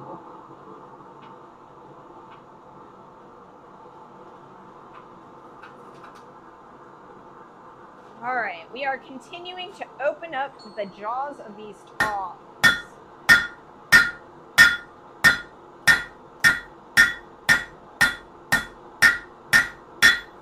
All right, so now we've got a a nice bit of angle that we're going to be able to use to hold a piece of stock. So that's really nice. That's exactly what I want to see. So we're going to open these up like so. A little bit. And I think we're doing all right. Like I said, this is really my first attempt doing this style of tong, so I'm working through it. You're getting a live problem solving. All right, let's get more heat.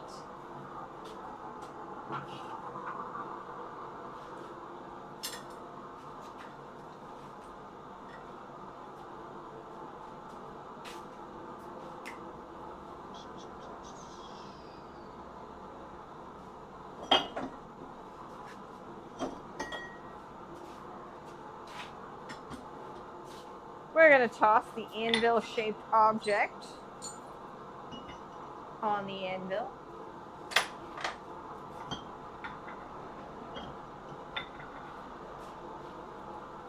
It's a little bit dusty, a tiny bit rusty, but I think we'll be all right.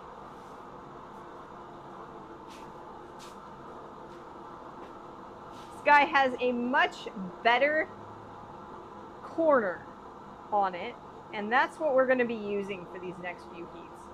We are going to be attempting to create the jaws, or shape the jaws a little bit. So we'll probably want this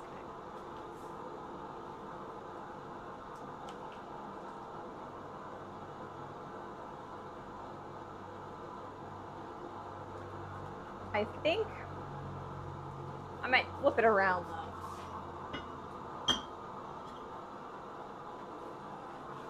So this is a little baby anvil that I got at Harbor Freight, which is a discount tool. Oh, night Bluesy, have a great sleep, and we'll see you later. Thanks for joining us. So yeah, it's an anvil-shaped object. It is, I think it's cast steel. I got it at Harbor Freight, which is a discount tool emporium here in the United States. They actually have much better anvils that they sell nowadays. There is a red one that's a little bit heavier than this guy. It's a great beginner anvil. Cast iron, is it? Is that what this one is? It's been a while since I bought it. The red one is cast steel. But yeah. So this one has really nice edges, and we're going to use it to continue opening up these jaws of the tongs. Yeah. All right, let's try another heat. We're seeing what we're doing. Maybe. Like I said, I'm relatively new to this style of tongs. Not tongs in general. I've made most of my own tongs, but this style is a little bit different. All right.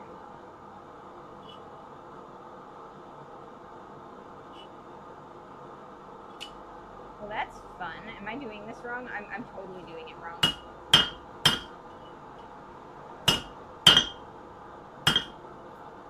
All right, cool. That's kind of what I wanted to see.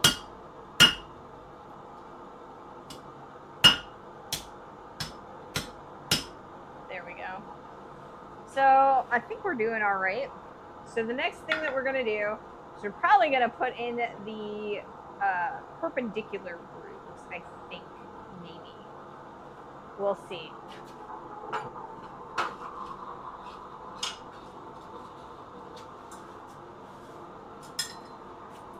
Are they working? I don't know. I keep trying to make this style of tong, and I'm really bad at it, to be quite honest.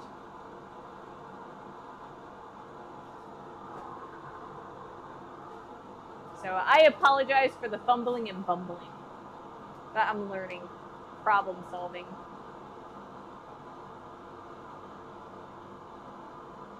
It's going to make it a lot easier for our next side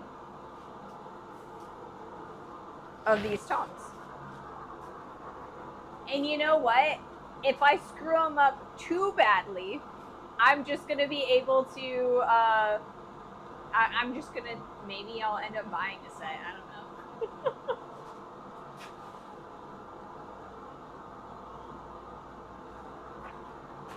All right. Let's try this. We're going to continue working. See what we can do. See what we can do.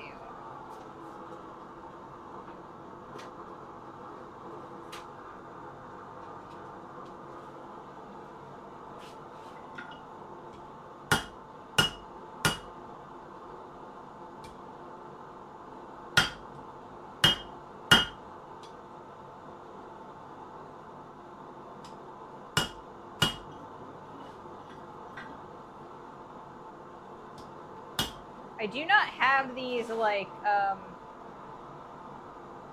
secured onto the face of the anvil, so I'm having a little bit of issue.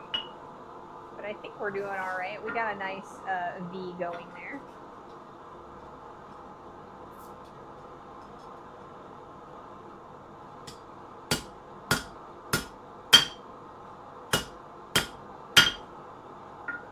All right, let's heat that up again.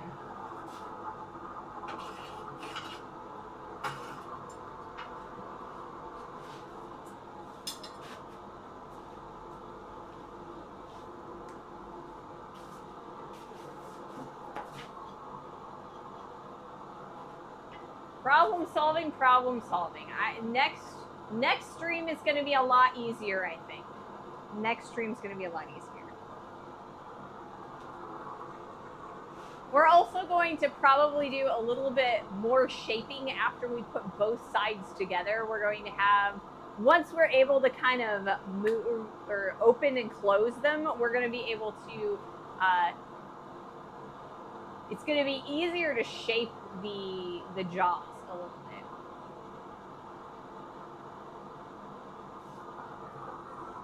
So we'll probably go back to working on the reins and the boss a little bit after this next couple of heats. All right, I got one other thing I want to try, and then we'll see what we can do.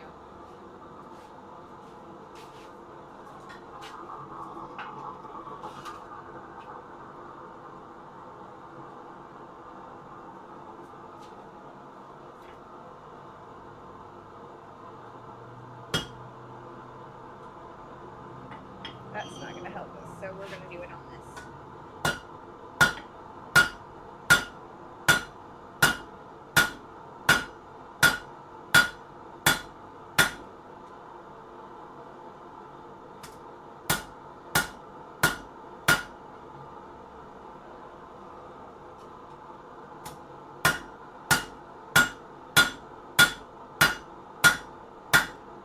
Alright, so now we've kind of put a little bit of those teeth in there. So we've got a section here and a section here, like a B group. So we need to open this up a little bit further and then we'll be good.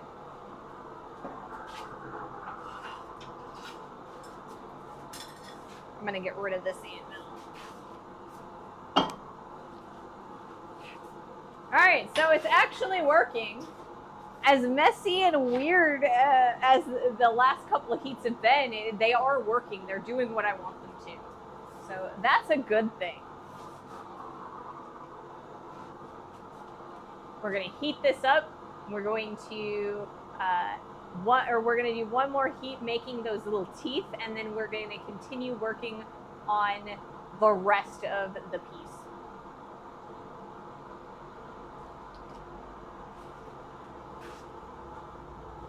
The rest of the tongs.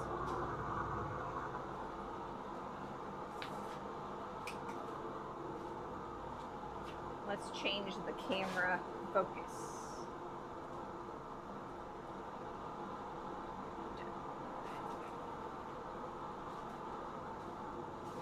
All right, we doing all right? Yes, we are. Okay, cool. Let's do this.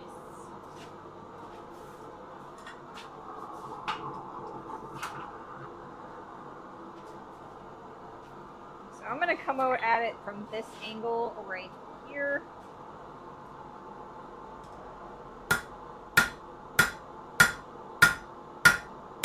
And I know it's not the best angle for you guys, but we're going to get there. Okay. So now we have some nice grooves starting there.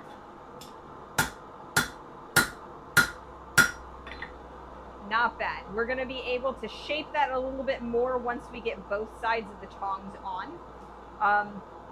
But that is what we wanted to see.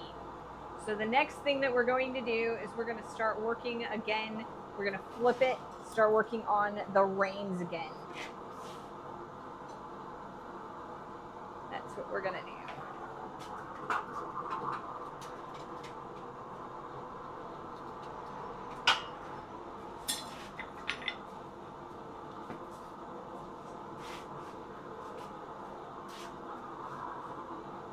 So yeah, it's not exactly what I wanted it to do, but it's close enough. We're going to be able to clean it up, and I think it'll work all right.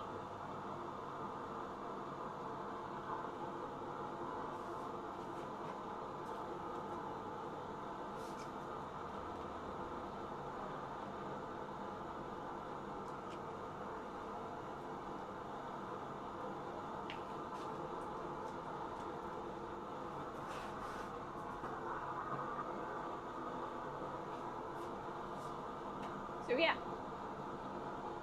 I think I'm gonna mess around with it a little bit on Wednesday before I put them together. But yeah, or I guess probably maybe more closer to Friday. I don't know. We'll see. All right, how are we doing on this? I think we're doing all right. Okay, let's do another heat before this ad starts. I have been fighting these tongs. I'm sorry, guys. I don't know why I'm apologizing. All right.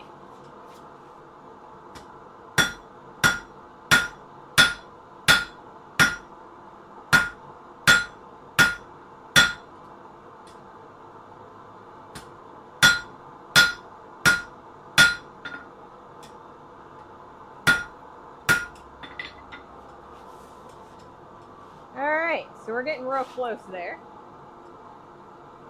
Getting pretty darn close.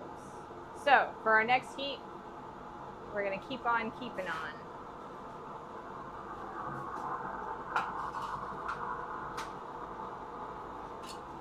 Shaping that boss.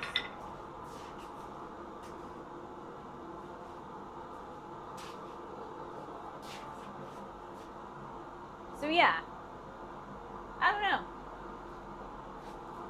I also kind of want to try, or like, I want to take a look at that one versus this one and see how much more material and length that we've gotten.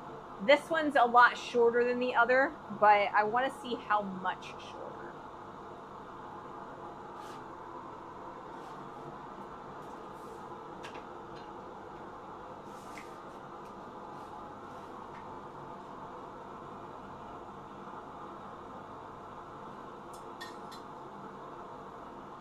All right. So yeah, like I said, for Wednesday's stream, we will be redoing this side of the tongs and making them identical to that side.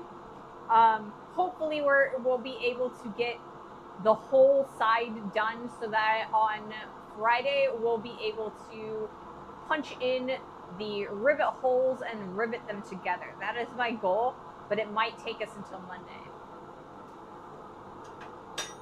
We shall see.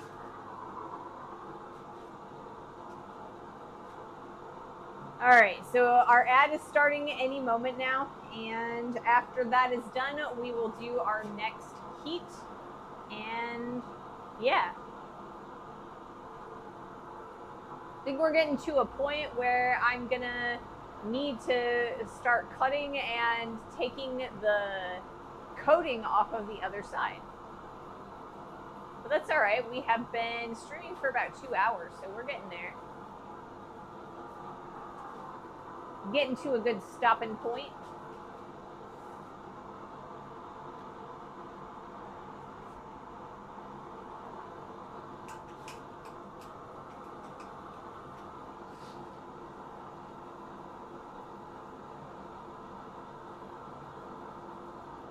I don't know. Today's been a little bit odd, and I'm doing the best I can. Things aren't always, or they're not doing what I need them, or what I think that they should be doing. So I'm having a lot of problem solving going on in my brain right now. All right.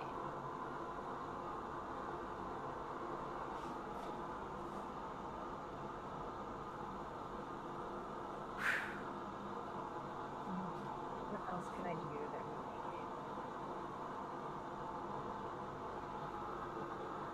I think I'm all right. I'm all right.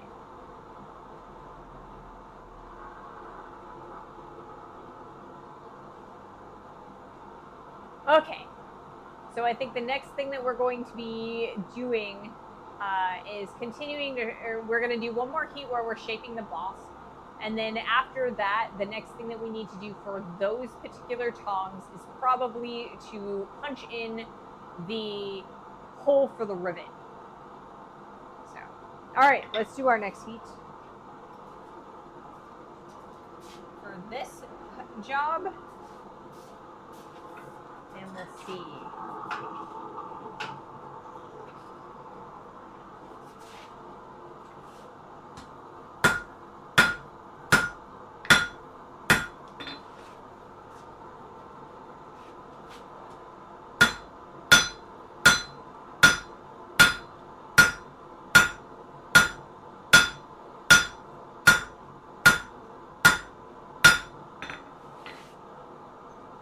Okay.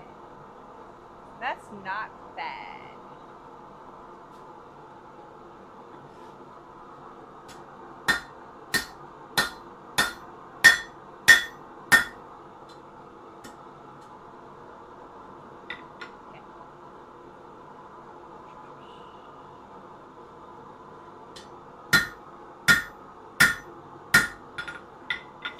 Okay, so like I said, the next thing that we need to do for this side here is we need to punch in the rivet hole.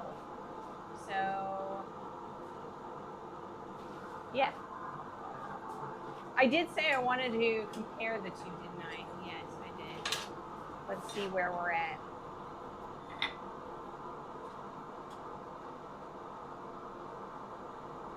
So that's a lot longer somehow. But I think,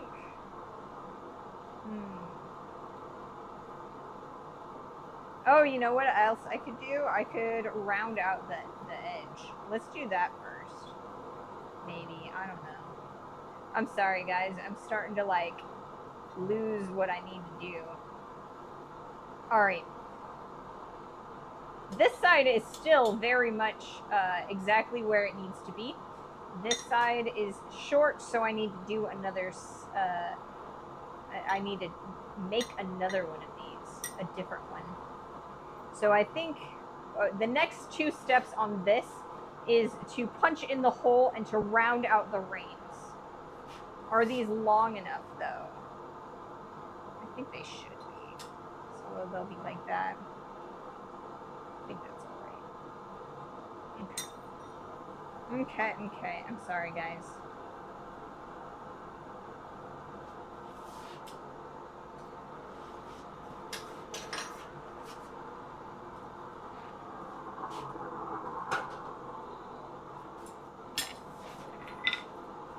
Fat Parakeet, hello, welcome to the stream. Hi. So I'm having a little bit of issue, but I think I'm working it out.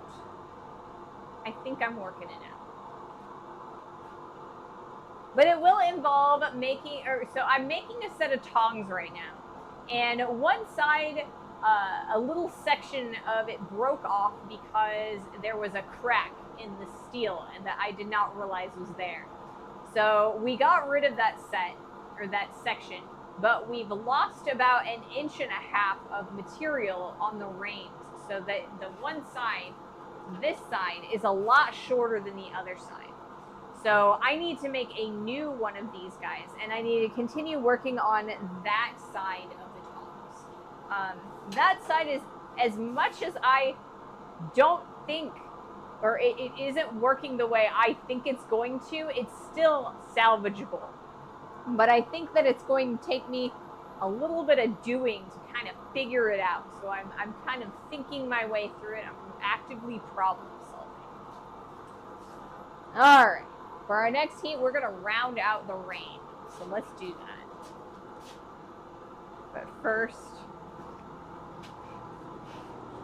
let me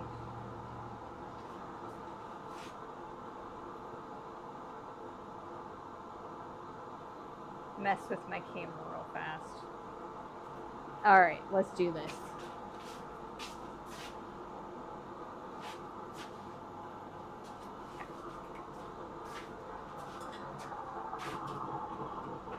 I have a vague idea of what I'm doing.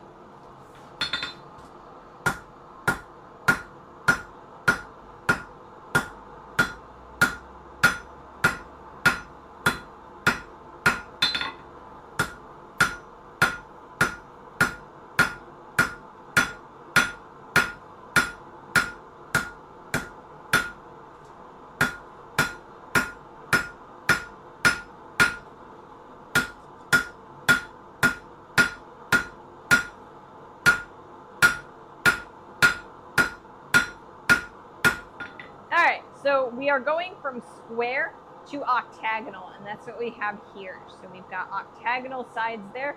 We're going to round that out. We're going to also bring that up closer towards this boss.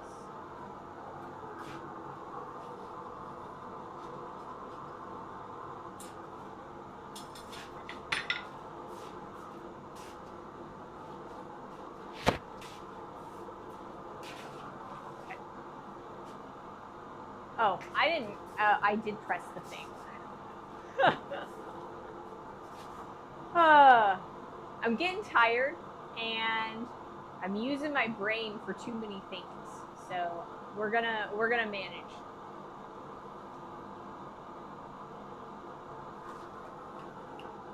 All right, so my goal for the end of the stream, what we're gonna do is we are gonna finish rounding out the rain on this guy, and then we will end the stream. Because I'm starting to get real tired, and I think I need to take a break.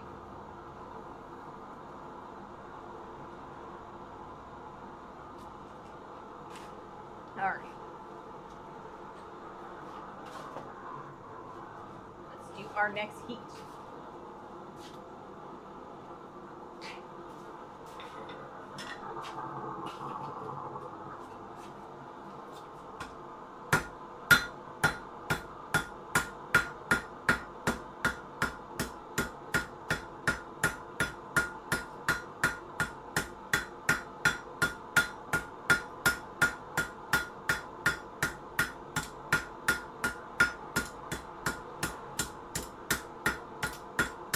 All right, so that side's nice and round. We're gonna bring that roundness up here.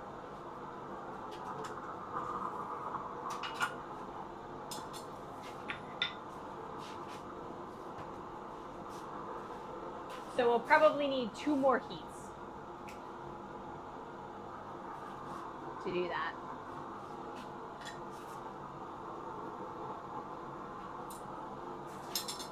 But I am super excited that I've gotten the teeth. Like, if you look really closely at the jaws of these tongs, I have made 2 V grooves that are perpendicular to the tongs.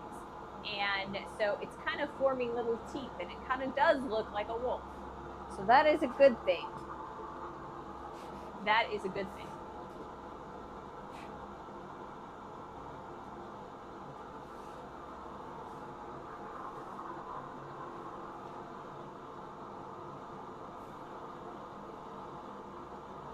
All right. Let's do our next heat.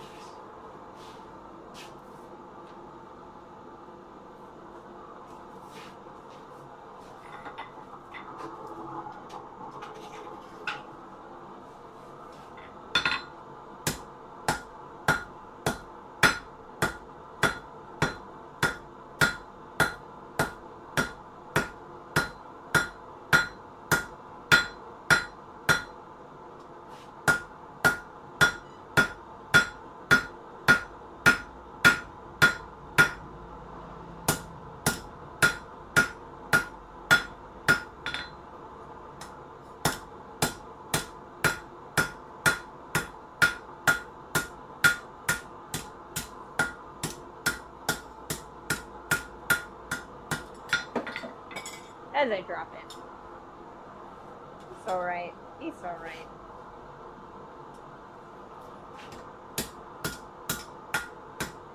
Okay.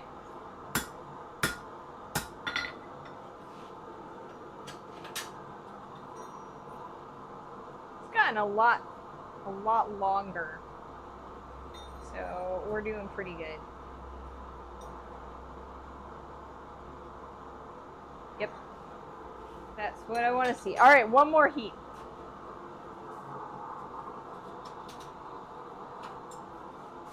And then we'll end the stream for the day.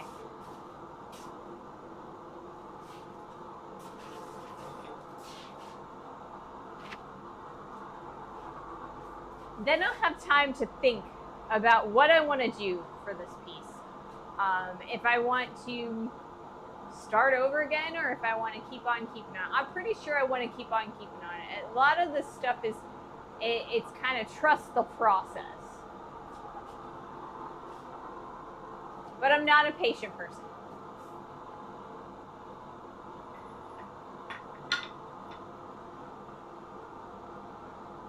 Alrighty.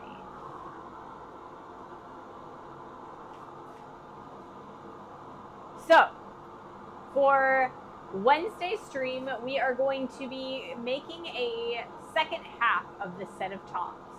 So most of the stream will be spent drawing out the reins on the opposite side. I'm hoping that we get to a point where on Friday we can finish off the jaws and the boss, so we can punch the holes and rivet things. My worst case scenario is Wednesday of next week, but I think we'll probably be done by Monday.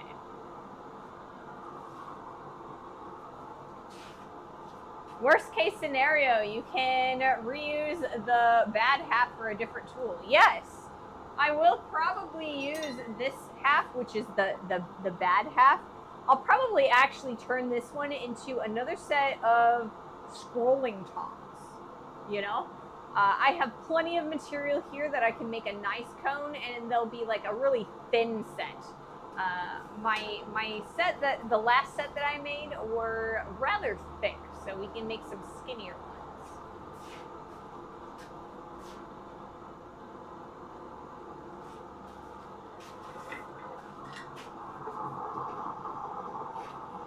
I'm just hoping that this set doesn't also, or this half doesn't also become a bad half.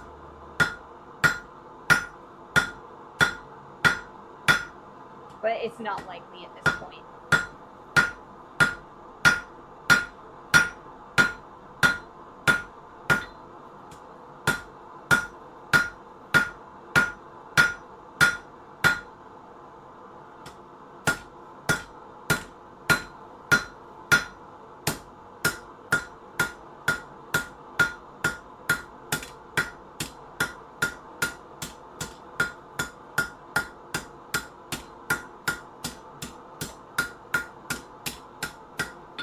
Yeah.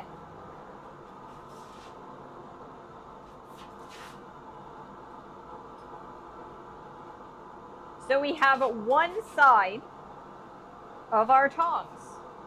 Pretty well done. Not bad.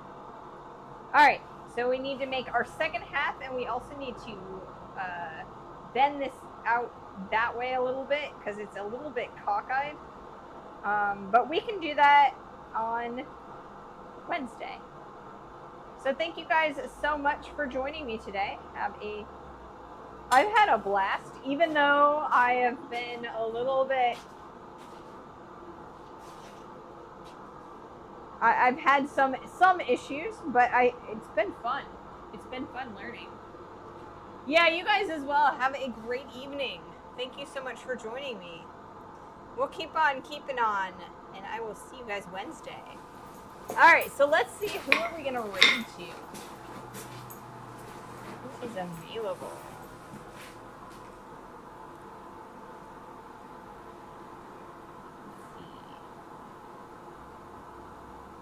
Let's raid Miramac.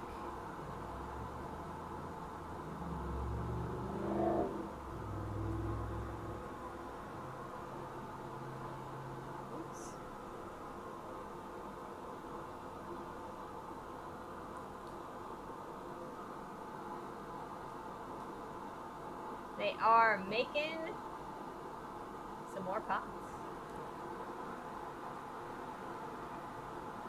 Ooh, looks like we're making some cups with handles, some coffee mugs. All right, guys, thank you so much for joining me. Have a wonderful rest of your day, and I will see you Wednesday. Bye.